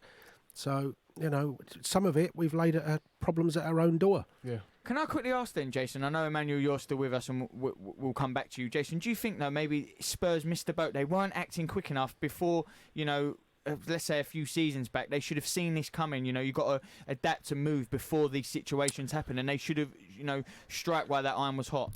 You do, and you have to strengthen you have to do the things when you're in a position of strength, don't you? You don't react to what's going on. You try and see it, and perhaps as a club, we took our eye off the ball, and the stadium became the main focus, and you know, training grounds was done, and I suppose the delay in the new stadium, as I think one of the callers alluded to it earlier, made a bit of a difference. But whatever the reason is, we took our eye off the ball, and we're paying the price for that. Yeah. Paying a price, Emmanuel. Do you agree? Yes, definitely. It's most of the players. Like I said it to a couple of friends of mine, because back here in Nigeria, we don't have so much fan base, but the little of we guys that we come together to watch the match on weekdays or weekends, we usually, for the past 2-3 seasons, like the issue at our right back, that has been my major concern. Since Kyle Walker left, I think we our goal to game, as in the goals that we've considered, has increased, and it's a major address. And the kind of system that Pochettino wants to play, we like to play with the fullbacks pressing. Where has the press gone to? We like our fullback attacking, and all of a sudden we have players that are not even committed. So it's more of a case that, and also I would also like to point out Daniel Levy too. I feel he's one of the major problems at the club. He has done well financially. He has taken the club to a big level in Europe, but in terms of backing the manager, in terms of support, because we want to compete against the likes of Man City, Liverpool. I know Spurs can definitely compete against them. We just need 2 or 3 top players, and we can win the title. We should have won the title in 2016. We went over 500 days. We didn't buy a single player. We got to the Champions League final. That says a lot about about our club. And I feel right now there are some players that are unsettled, that they want to move on. And there's something, I think Ricky usually says it, that no player is bigger than the football club. I agree. Spot on, Emmanuel. Spot on. I think as well. So if they want to leave, they can definitely leave, and we just have to back the manager. I'm 100% watching. I think as well with fullbacks, the obsession that they must be attacking fullbacks now has gone. For me, it's gone a little bit too far. I still want a fullback that, as good as he is going forward, can defend. And the interesting thing is, Bayern Munich, they've got what's seen as one of the best left backs in the world, one of the most real attacking fullbacks in Alaba. And they took him off at half-time because we were constantly getting in behind him. They switched Kimmich to left-back, who wasn't bombing forward, and yet they still scored 5 goals in the second half, but they didn't have a full-back charging forward. So, you know, if you get that overall stability in the team because you're defensively strong, it's other players that then have the licence to go forward. Well, Emmanuel, you are completely right. No player is bigger than a club. It's a real pleasure for us to chat to you tonight, calling all the way from Nigeria. I really appreciate that call. Hopefully we'll speak to you soon. Actually, I just want to quickly say about that, because Jace, you reminded me there, you know, how Bayern Munich mixed it up. But one thing I took away from the game, and we've not mentioned it an hour and 10 minutes into the show, is that once again, Spurs conceded on the stroke of half-time. They've done this against Arsenal. Was it Olympiacos? What? Like, this is I know it's the cliche, but it's the worst time to concede in football. How are we not moving on from that footballing lesson and that mistake, that error, Jace? Asking the wrong person, aren't you? I mean, it's you need to ask those players. We're all asking that exact same question. Goal-changing decisions, moments in games, and the most frustrating thing is that I believe Maurizio is telling these players, you know, he is reading the right act, but I think, like Jay Shaw saying it's going in one ear and out the other. How many more crisis talks can you have? We've had, 3 or 4 in the space of 4 weeks? Yeah. And it clearly shows you the players aren't listening. So it's back to what some people were saying. Has he lost that dressing room? I think there are players that respect him, but as Jason keeps alluding to, they no longer want to play for Tottenham Hotspur. I think they massively respect the manager. I think they do care about him as a person, but they no longer care about the club. But the problem is now that his reputation is also being affected. Listen, Maurizio, this is what I do believe. If we get more performances like that and results like that, he will walk. I genuinely do believe that Maurizio Pochettino would walk away from the football club if we continue getting those kind of results. Even on the money that he's on, even on 30, would he walk away from £30 odd million? I think, Jay, do you know what? Sometimes, okay, money's one thing, but pride's another.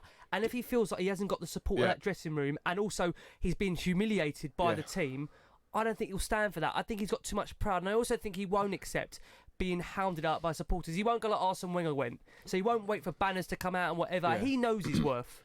You talk about pride as well. Do you think that Maurizio Pochettino is a man that would actually walk away from Spurs?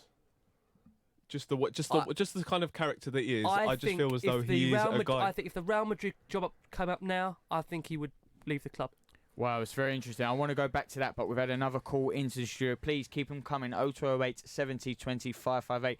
This time from Cos. Cos, thank you for joining us. You want to talk about the formation and the tactics. You're saying too much pressure on the black line, and the blame is on the chairman. Yeah, how you doing, guys? Hi, Cos. Very good, thank you.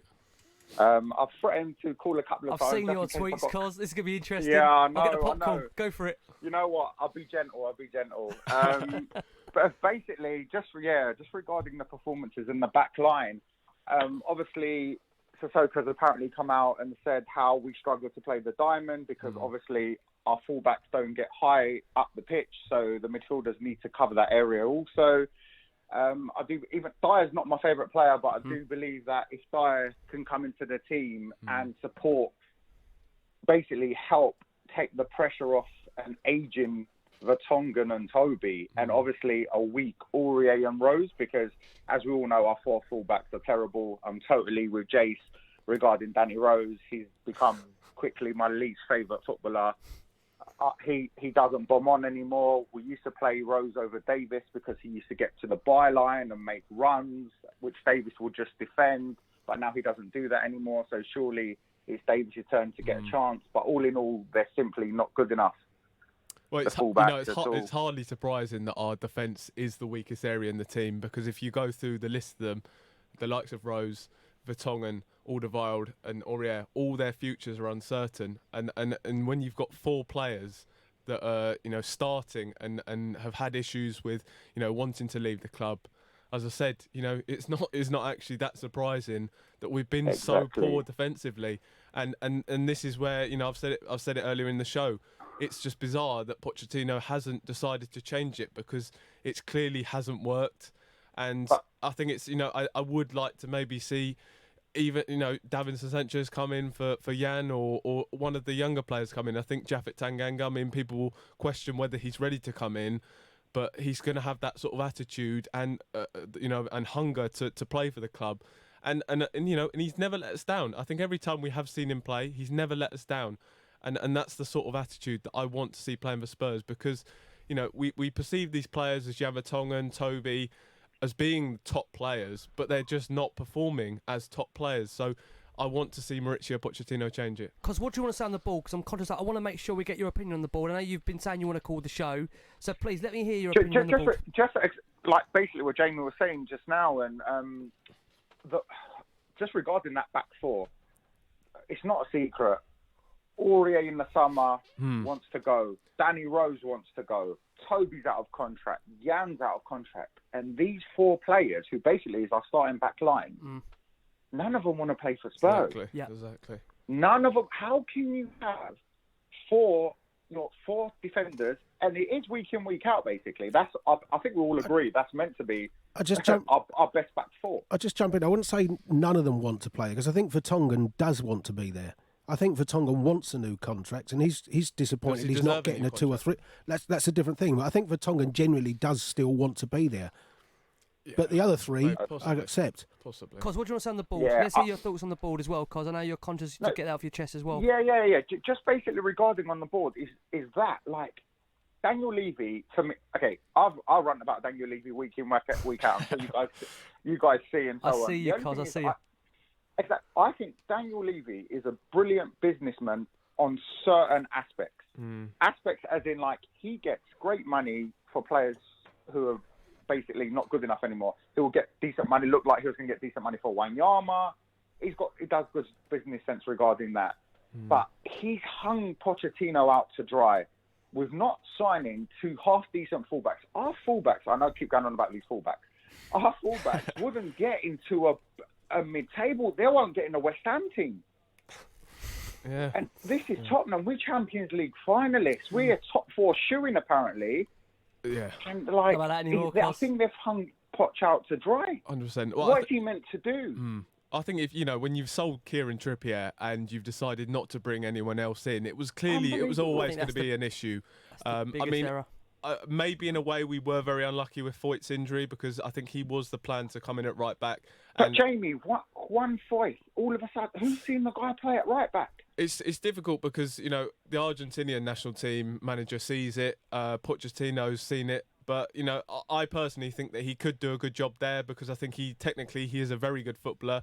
Obviously, it is uncertain because we've seen him play, against Bournemouth when he got the red card. He can be very rash. So, does he have the pace to play there? Well, I think we discussed it with maybe Kimmich. He's not maybe the most athletic fullback, but he's a steady fullback. And maybe that's what I'd say about Foyt. But, it's real question marks, and you are taking a gamble. I do agree with you in a sense. I think we are taking a gamble, maybe trusting in Foyt because, as we said, look, Walker Peters, Sergio Aurier, and Davinson Sanchez. None of them have just exactly. They're not cutting it, so it certainly is a risk using Foyt there. Cos, we really appreciate you calling into the studio. Cheers. Real pleasure to talk to you. Well, Cheers, there has been loads of calls tonight. We're talking all about that fallout. I want to talk about, has the stadium played a part next? Giving your team the coverage they deserve. Love Sport Radio. Digital radio offers great sound quality and more stations than ever before. And we want to make sure that you get Love Sport on your digital radio. Just press the auto tune or auto scan button and Love Sport will appear on your menu. Love Sport on digital radio. You're in leakage, you're in leakage. You're in leakage, you're in leakage. You're in leakage. You're in leakage, you're in leakage. Tenna men. Cage. Pants and pads. You're discreet. Masculine. You're secure absorption zone. Buy online or in shops. You're in Tenna men. Keep control. You're in? No. How are you? How are you really? Modern life can be busy, and sometimes it's easier to look after others before looking after yourself. But there's only one you. And making small changes to your lifestyle now could improve your chances of staying healthier longer. So take the first step to a healthier you with our free How Are You quiz. See how you score and get personalised tips and support. From how to eat a little healthier to turning a 10-minute walk into exercise. Just search One You. If you're in business, I bet you hate wasting money. We Do Taxi Tops can help you achieve minimum wastage on your advertising costs and maximum exposure. Our revolutionary taxi tops can target your potential customers in the right place at the right time, so your message has the greatest potential for making an impact. We Do Taxi Tops. Visit wedooh.com. We Do. The smarter, quicker way of advertising in London, supporting London businesses of all sizes. You probably think you're pretty good at multitasking behind the wheel. I mean, you have to multitask to drive. So what's wrong with checking your phone? The thing is, your brain simply doesn't work. Even a quick look at a message, or firing off a quick reply, affects your concentration and makes you less able to react to hazards. If you use a mobile phone while driving, you're 4 times more likely to crash. Think. Put your phone away. This is Love Sport. You're listening to the Spurs Fan Show on Love Sport Radio with me, Charlie Hawkins. I'm joined by the last word on Spurs, Ricky Sachs, Jamie Brandt and Jason McGovern. And also, if you're joining us watching on YouTube and you're tweeting your questions or you're putting your questions on YouTube, obviously it's not Twitter, then please call us into the studio, 0208 70 20 558. I can't read the YouTube questions, worry, but we know you're there, you're watching, we want to get to them and we really appreciate you as well. But we've got another call into the studio, this time from Andy. And the big question from Andy is, you feel, Andy, don't you, that the management structure needs to change? Yes. You just alluded to the stadium and the project that's been going on with the stadium. And it feels like, to me, that the eye off the ball has been completely taken off of the squad, and perhaps Pochettino's been left to, I don't know, to manage a completely bizarre situation. Because I've just listened to Cos calling in, and he makes some extremely good points. But I was writing them down, writing some of the squad people down as more my blood boiled. And I'm alluding to the fact that we've got Trippier and Walker sold at right back, so we've got no right back, as Cos alluded to. You've got two centre halves that are out of contract in the next 12 months. You've got Rose, who appears to be applying for every job that he can go for when there's a window open. You've got Is that what he Winks, gets? who's got a dodgy he hasn't ankle. even got them. Yeah, he got turned down by Watford, if I remember right. Winks with the dodgy ankle, Dele with a dodgy hamstring. Dyer seems to be inside out injured. Wanyama's now. When does this call start getting positive, Andy? It doesn't. I'm sorry. Oh, right, okay. Keep all the windows shut. Harry Kane's got 2 kids, hasn't he? Harry Kane, yeah. The world lies on the Harry Kane Stadium, which it really should have been named. Moura was offered to Barcelona. I'm trying to think, at what point did somebody say, "Hang on, we're going to run out of heads in a minute. Should we wind this in a bit?" No, we did. Or start signing some players. You know, it just feels that project and the time that we spent at Wembley, more so the extra time we spent at Wembley, I think it's had a huge impact on who's running what show. And now we've got the project almost, well, we've got the stadium project complete, and we are Nike's little child. We're now just sitting there looking around at each other saying, "Oh, hang on, there was meant to be a football team that went to play out there at the weekend as well, wasn't there?"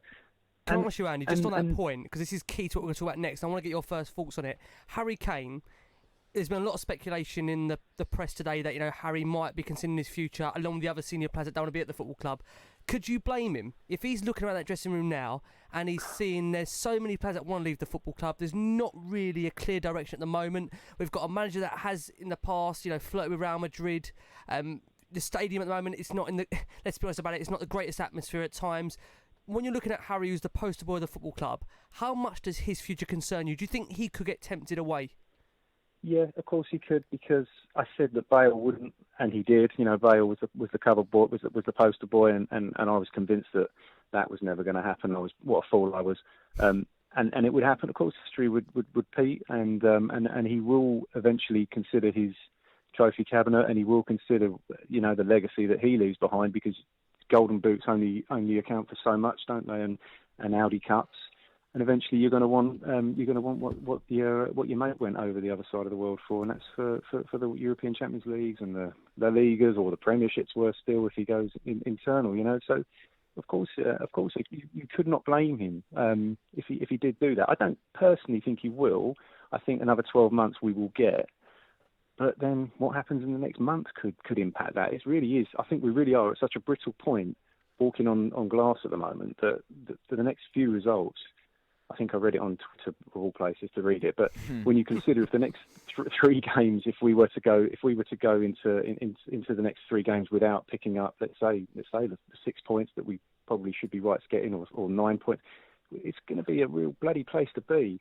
And these people, well, they must be questioning the future now. The players on the pitch must be, each and every one of them. There's not one out there apart from Son who smiles when we're 7-2 down and what have you. There must be no player in that dressing room and no manager in that dressing room that's not considering what's happening in their next steps. I feel that way anyway. That's what I see.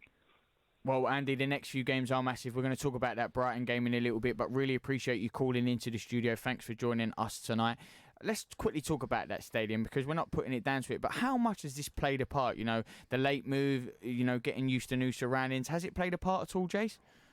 Well, as I said, I think it definitely, we took our eyes off the ball of the team, and we don't know I mean, you see figures and you hear the comment that the building of the stadium won't affect the team and such, but you know, without knowing that the full income was going to be coming in last year because of not being in that stadium, does that affect the transfer budget? I still suspect it does, even if the club don't publicly admit it, and that we still seem to be stuck in this situation in transfer windows where we seem to always want to sell before we'll go and buy. So, yes, if you want a new defensive midfield player, you have to get rid of Dyer and Wanyama first, and we don't seem to want to say, let's go out and get player X first and then take the risk of being stuck with two players that you can't sell, or worry that Crystal Palace will now only offer $3 million for Dyer because they know you're desperate to sell him. I think with the stadium and lack of transfers, when we knew we were going to be moving into this stadium, I think we always knew that it was going to be affected, the transfer spend.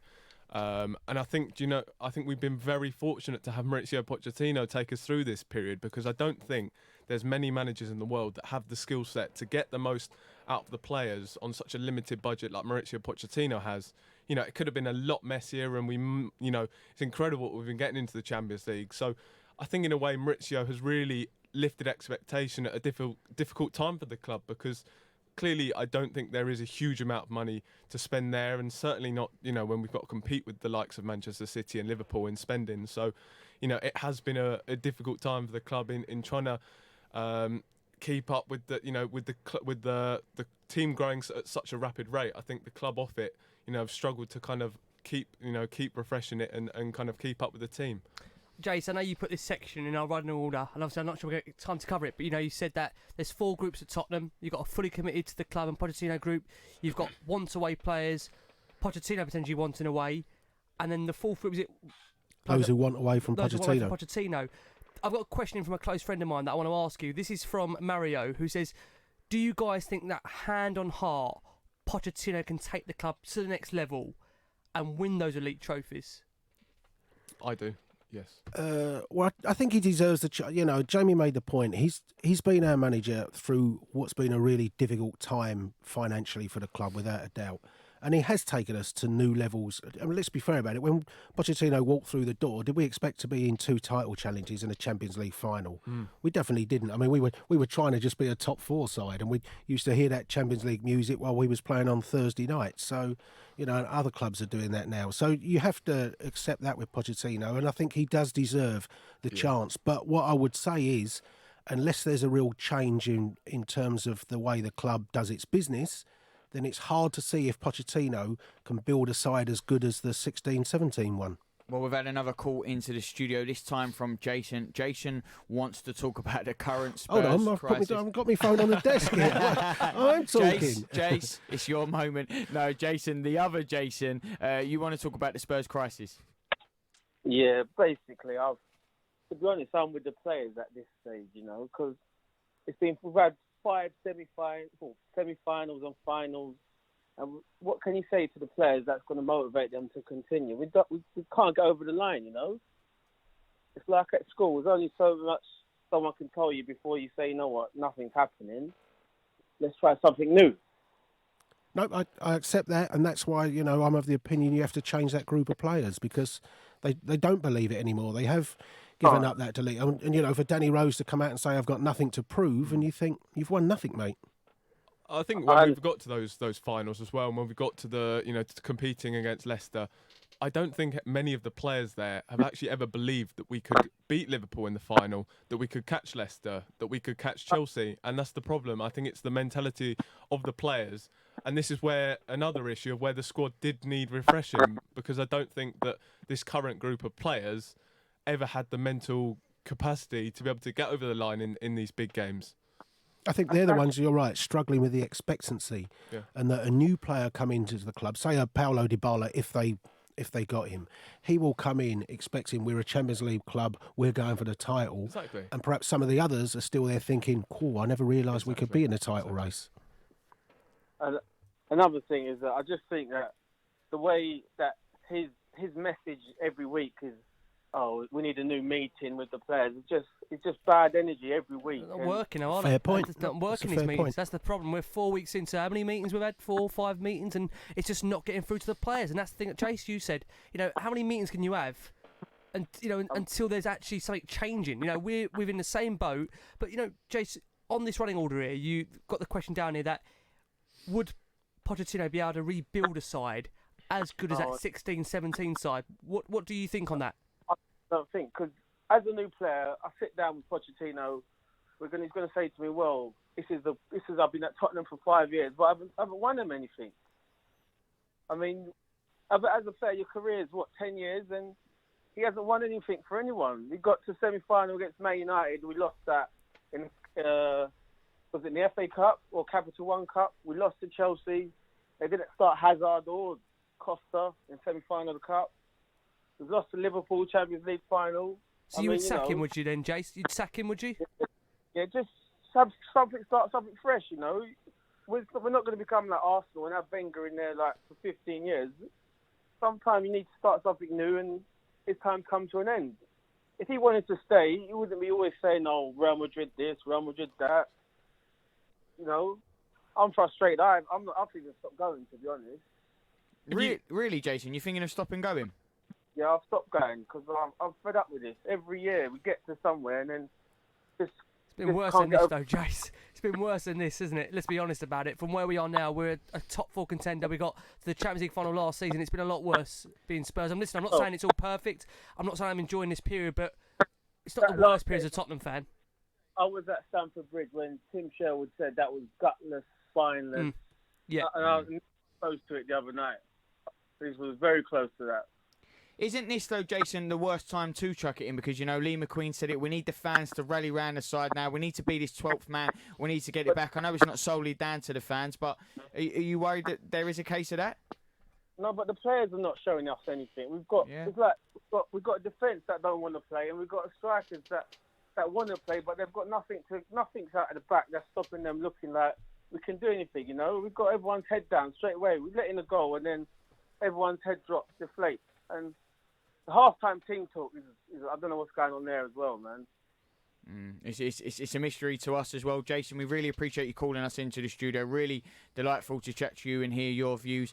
We are going to talk about the Dele not being in the England and Brighton, squad. Of course. Yeah, and Brighton. We're going to get there, but you know what? We always want to hear from you. The fan interaction is what we want. You know, you're a part of this show just as much on the Spurs Fan Show. Love sports. You all right, mate? Yeah, I'm fine. Yeah? Really? It's just, there's a massive grizzly bear sitting on you. You sure you're okay? Well, now that you mention it, sometimes we say we're fine when we're not. But with 1 in 4 experiencing a mental health problem, if your mate says he's fine, he might not be. Be in your mate's corner and ask twice. Time to change. You're in leakage, you're in leakage. You're in leakage, you're in leakage. You're in leakage. You're in leakage, you're in leakage. Tenna men. Pants and pads. You're discreet. Masculine. You're secure absorption zone. Buy online or in shops. You're Tenna men. Keep control. Urine? No. If you're in business, I bet you hate wasting money. We Do Taxi Tops can help you achieve minimum wastage on your advertising costs and maximum exposure. Our revolutionary taxi tops can target your potential customers in the right place at the right time, so your message has the greatest potential for making an impact. We Do Taxi Tops. Visit WEDOOH.com. We Do. The smarter, quicker way of advertising in London, supporting London businesses of all sizes. Before you set off on a long journey, remember to check your vehicle. Are your tyres correctly inflated? And are the treads deep enough? Have you got enough fuel? Is your oil level right? Checking your vehicle doesn't take long, but can prevent a breakdown or accident and save you money. So, before you set off on a long journey, check your tyres, fuel and oil. Highways England, connecting the country. Love Sport Breakfast with Richard Lee and Patrick Christys. They've called it Archie, Harrison, Mountbatten, Windsor. Okay. So we're going to be running around the playground soon with all the other little Oscars and Hughs and Hugo. Hugo, darling, come on, your quinoa's getting cold. I don't mind quinoa when it's cold. Right, okay, that's what you took from that, is it? Sorry, yeah. Sorry, what's the baby called again? The quinoa's not that bad when it's cold, though, is it? No, it's not. I have just eaten some quinoa as well, so I'm a frothing hypocrite. Yeah. Although healthy while I do it. Some more big news today concerning Bolton Wanderers. Lawrence Bassini's takeover looks to be off, and we're joined now by Roger Allinson, a board member of the Bolton Supporters Trust. Afternoon, Roger. Hello. Hello. What on earth is quinoa? Yes! You can tell you're from Bolton. I love it. Weekdays from 6 a.m. This is Love Sport. You're listening to the Spurs Fan Show on Love Sport Radio with me, Charlie Hawkins. I'm joined by Ricky Sachs, Jamie Brandt and Jason McGovern from The Last Word on Spurs. What a packed show it has been tonight. I say joined by the three great men in the studio. There's been you as well, because you've non-stop calling in the studio tonight. And you can still call in 0208 70 20 558. And we've got another one, this time from Matt. Matt, thank you so much for calling in. Matt, I want to quickly be honest. At first, when I was reading what you wanted to talk about, I said, Matt needs to vent. I got a little bit worried, but then it said just needs to vent about the people who are wanting the manager out. How do you feel about that, Matt? Oh, it's just, hi guys, how are you? You having a good evening? Oh, Matt. I've had better ones. Mind you, it's still better than Tuesday. Yeah, obviously it wasn't a terrible one, probably the worst performance I think I've ever seen Spurs play, to be honest. But I'm just getting fed up with all these people calling for our manager's head. I mean, he's been so loyal to us. You know, how many times could he have gone elsewhere when we were doing really well? Exactly. But he believes in a project, and I'm backing the man, and we'll be back. How many believe in him, though, Matt? That's a question we've got to ask. You know, can he turn that dressing room around? I'm the same as you. That at the moment, I'm still uncomfortable calling for his head when there are players there that I think are just throwing him under the bus, just not playing for him and not playing for the football club. Can he still galvanise his squad? Because Jason's making a point, you know, we've had 4 crisis meetings in the space of 4 weeks and nothing seems to be changing. I think he's got to change the squad. I don't want to see Serge Aurier ever in the Spurs squad again. I've had enough. I agree. Great. Tell us how you really feel, Matt. he is honestly one of the worst right backs I've ever seen. He just never learns. He jumps in like How was he not sent off the other night? I don't know. No, yeah, I don't the know. stomp. I missed that as well, actually. Where he's, it's just that's Serge Aurier for you. In fairness to Serge Aurier, I thought he had a brilliant game against Southampton because his sending off helped the team. We were better without him. I think we need to play with 10 every week, to be honest. It got the whole team motivated and fully committed to the cause. I'd have made him man of the match for what he did against Southampton because it was the best contribution he's made all season, was getting himself sent off. Matt, can I ask you, I know you want to, obviously, listen, we're so, it sounds like you're with us in terms of Pochettino at the moment, but just on Dele Alli, we've got to talk about it very quickly, not in the England squad. I think I'm going to sit there and say at the moment, deservedly so, he's not in the England squad based on his recent performances. Would you agree, and how has Dele's decline just happened for you?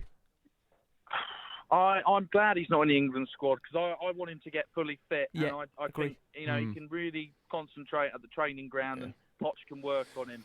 I think image has got a bit to his head.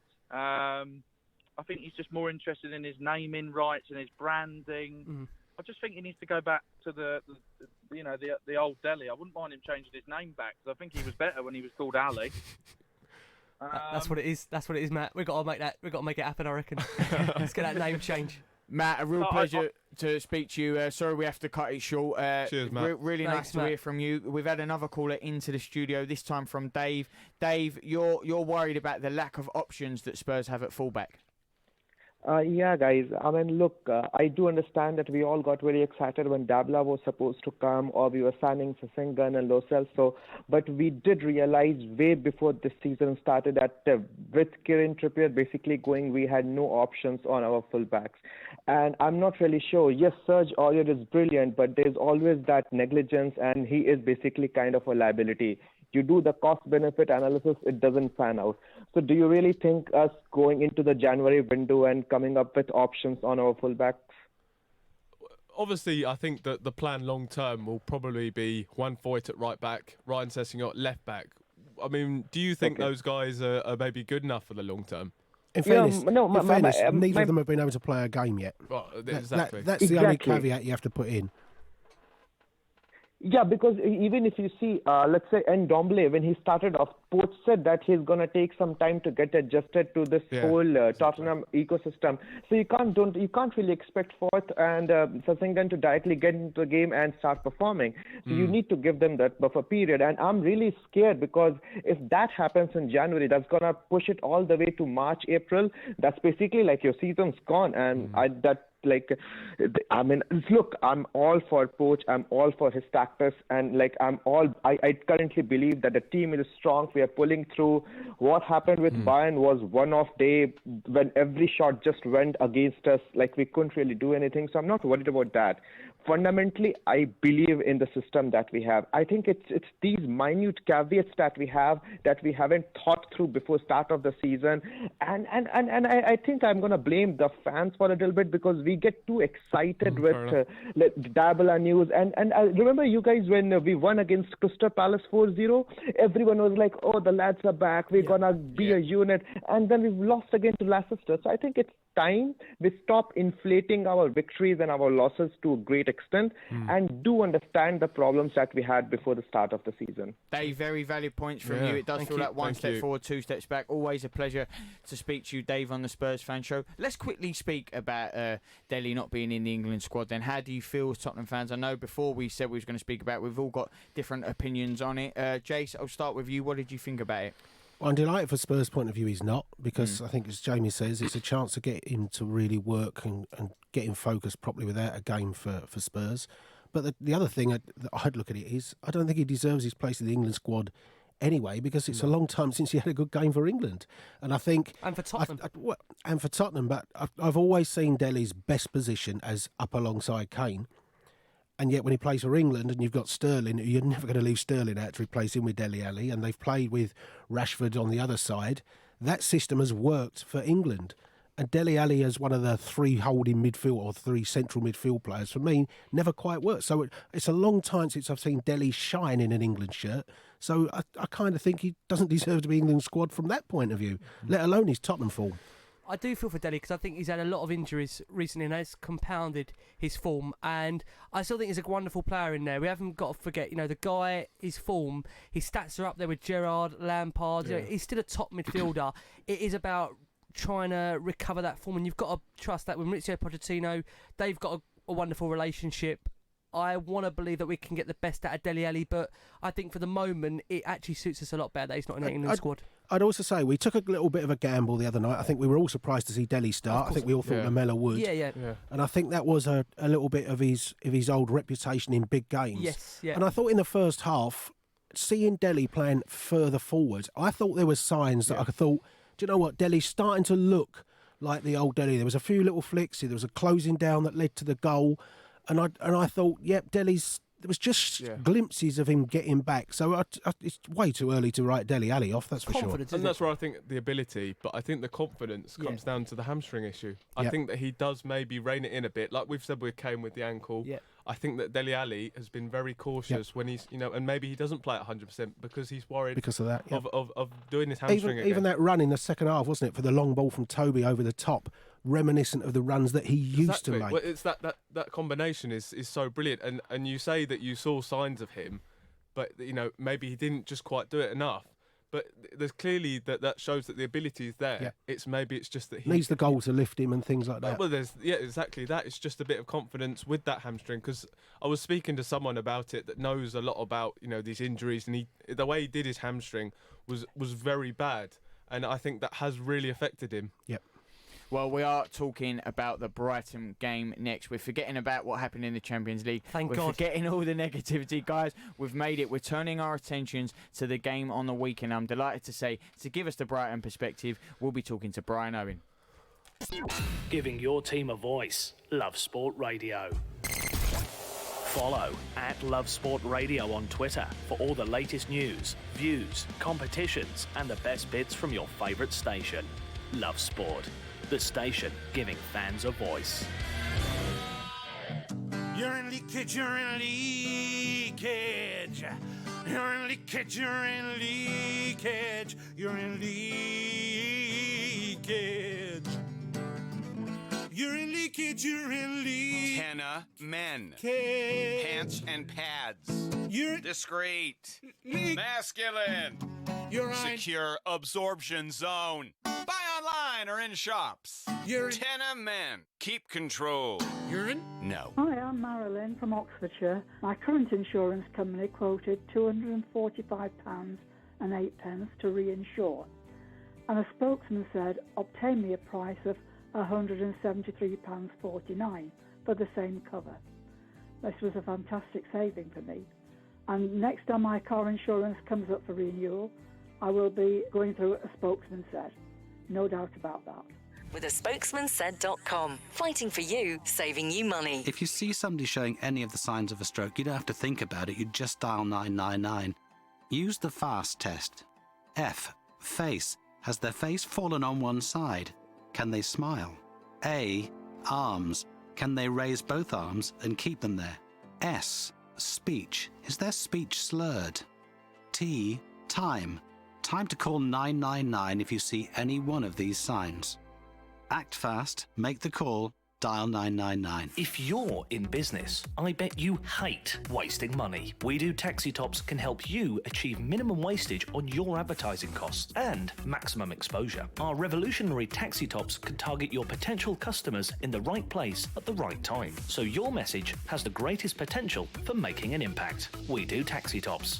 Visit wedooh.com. We Do. The smarter, quicker way of advertising in London, supporting London businesses of all sizes. This is Love Sport. The opposition view on Love Sport. That's right. It's time for the opposition view. We're talking positive on this show. We're talking about the game on the weekend. It is Brighton. It is away. And I'm delighted to say we have now been joined by Brian Owen, sports reporter for the Argos. Brian, thank you so much for giving us a little bit of your time tonight. It's been negative on the Spurs fan show because obviously the results this week, we've been talking the fallout from that. But where Brighton are concerned, it's not going too well for them either. The Premier League form, it started well, that opening day win, but it's not got much better, has it? You know, especially the last two games. How are you feeling about it all? Well, for the first time, they've been playing not too bad. I think you'll find that from Brighton fans saying that. For the first time last Saturday, they got what they deserved, and unfortunately it was on the day when they didn't deserve anything. They were beaten 2-0 at Chelsea. Could have scored one themselves. They could have conceded quite a few more. It's probably their most disappointing performance of the season. And within the camp, they were putting that down to, Chelsea were good. They pressed them enthusiastically. They played with a lot of tempo and created a lot of chances. But I think Brighton will, deep down, even if they weren't saying it too much, would have expected to give a better performance on that stage. And we'll be seeing this as a good chance to sort of come back from that against Spurs. That said, one of the more difficult games of the season. What's changed with Brighton in terms of the style of the football? A lot, actually. I mean, they've switched to formation 3-4-3, so wing-backs. They're playing out from very deep. They're having the stats show it's a big increase in share of possession. They're getting some players are playing in slightly different positions. Some quite popular players have left. Well, Anthony Knockaert is one good example, and some other sort of fringe players. It's just a completely different style. Lots more possession, lots more passing. They had about 50% possession at the Etihad when they went up there.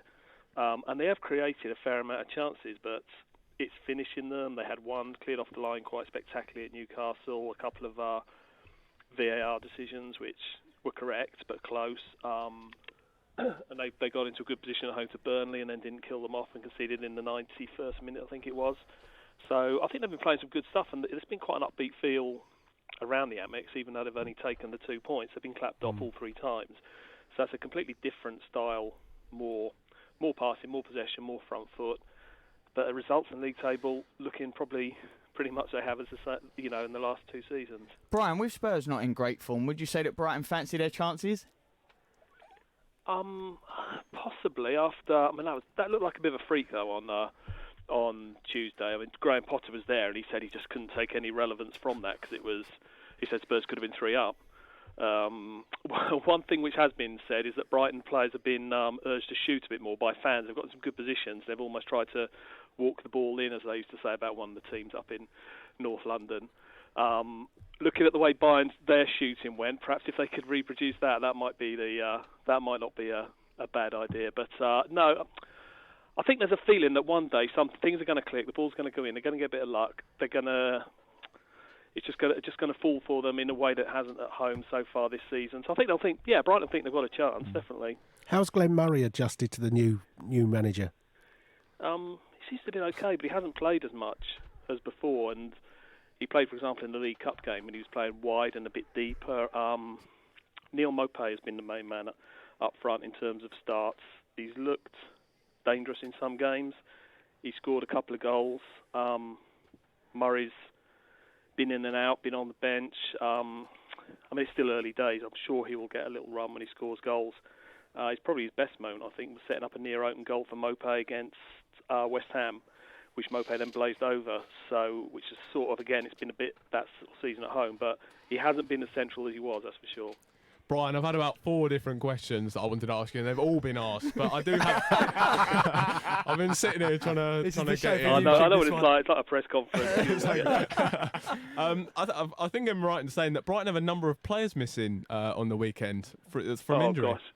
It takes a bit of keeping up with. But I mean, the good news is Solly March, who's can play in a few positions, but he's mainly been played as a left wing back. He is apparently back after missing the last 2 games, and that's a big plus. They've missed a player called Leandro Trossard, a little Belgian. Central midfielder. What is a forward attack? Yeah, sort of a forward attacking type, wide-ish sort of striker sort of player who just pops up all over the place, and he's been missing for a few games. He won't be playing. Bernardo. Is Bernardo one? Bernardo, no, but I think first choice you would be looking at March left wing back and Montoya right wing back. So he wouldn't be a first choice. The one first choice who we're not sure on is Davy Propper in midfield. He's one of those players. He's done a good job. You can see what he's doing, but then he didn't play at Chelsea, and he's one of those where you notice him then when he's not there. Very good at helping them keep possession. Central midfielder, one of the 2 deep lies with Stevens. He missed out at Chelsea. The word then was he'll be back for Spurs today. Graham Potter in his press conference a little bit more cagey about that, so we'll have to wait and see. So possibly Aaron Moy on loan from Huddersfield in there, not sure. Are you taking confidence from Spurs' current form at the moment going into this game? I haven't been following that closely, to be honest. I mean, That's a relief for you. So. They're not the. I mean, obviously, we were at Southend for one of those trophy games on Tuesday, and somebody had the Spurs game. There was a Spurs fan in the press box who had it on his laptop, so we got that one. Good to know the press are doing the right job, covering the right game, then, isn't it? Yeah. Well, it wasn't me. To be fair, he had it on his laptop, and we were watching the Real Madrid because there's a Brighton player involved in that, and then the Spurs, and I think Brighton on their day at home with a decent crowd behind them, it can be quite a hard place to go, but not that the results have shown that, I suppose, in the last 7 months. But I think everybody except the top 2 is looking a bit, it's not looking totally infallible. Is it the right time to play Tottenham, or is it beware the wounded animal? Yeah, I know. That's a question I keep asking. And I asked Graham Potter that. I said, when you were sitting there at Tottenham Stadium on Tuesday night, were you watching it and thinking, this is not what I needed? And he was quite evasive about it. But yeah, you might be right. We've had Chelsea come down here one time, and they were on one of these so-called crises for the top 6 clubs. And they won 4-0 with a depleted team. We've had Arsenal come down in a similar situation and get beat 2-1, so could go either way. But yeah, it's a good question though. I suppose we'll find out. They are a Thursday night team. There you go. Well, Brian, we have not to Sunday lunchtime. We have to put you on the spot. What is your score prediction for the weekend? You love these predictions, don't you? Yeah, yeah, of course. Yeah. Let's say if a 2-1 defeat was good enough for Arsenal on that occasion, let's say it'll be good enough for Spurs. 2-1 home win. Brian, I don't think you're making too many friends in the studio, but it's always a pleasure to hear from you. Brian Owen, sports reporter for the Argos. He was saying, my pleasure. Thank you, Brian. 2-1 he was going for there. I don't know if you 3 will agree, or maybe you will. I'll put you on the spot because it is now time for your score prediction. Before your score prediction, how do you think the game will play out? And I will start with Ricky. Well, I think the big decision will be who comes in at right back. I think we're all blessed and thanked that Serge Aurier is not going to be involved in this one due to suspension.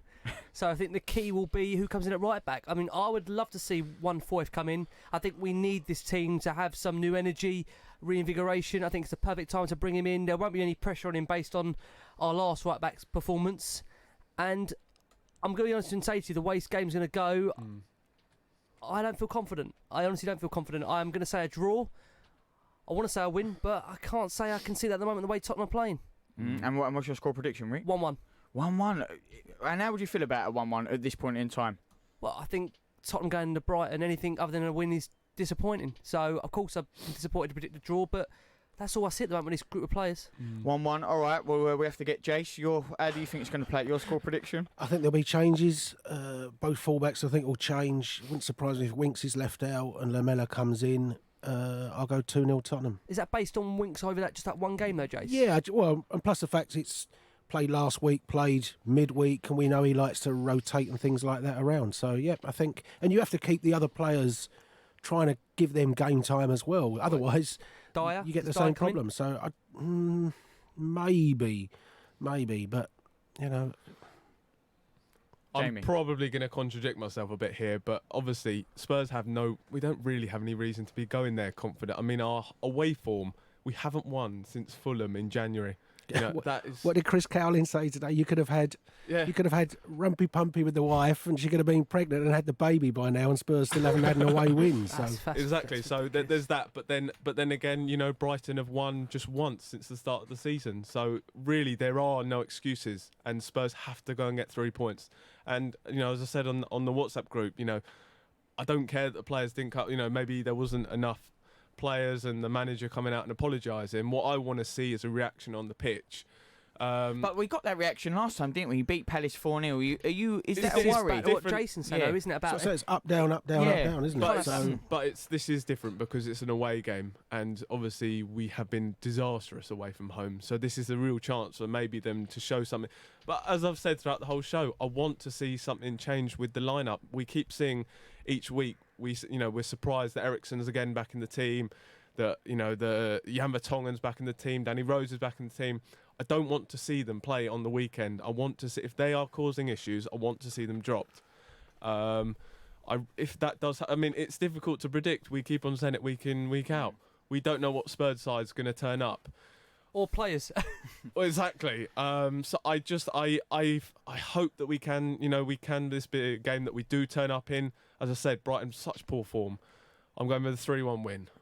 Poor form, 3-1 win for Jamie, 2-0 for Jace, and Ricky sitting on the fence, 1-1. Brian, well, he was saying a win for Brighton, 2-1. That was Brian Owen, sports reporter for the Argos. Well, this has been the Spurs Fan Show on Love Sport Radio. Fantastic show tonight. Lots of callers. We really appreciate you calling into the studio. Always a pleasure to chat to you. Hopefully Spurs will get back to winning ways this weekend. And either way, we will be here next week, 7 till 9, every Thursday on Love Sport Radio to talk everything where Spurs are concerned. Love Sport. This Saturday from 8 a.m, join me, Patrick Christys and David Prutton on Love Sport Weekend Breakfast with former England and Lions rugby player Ian Hunter. We'll be with you until noon with all the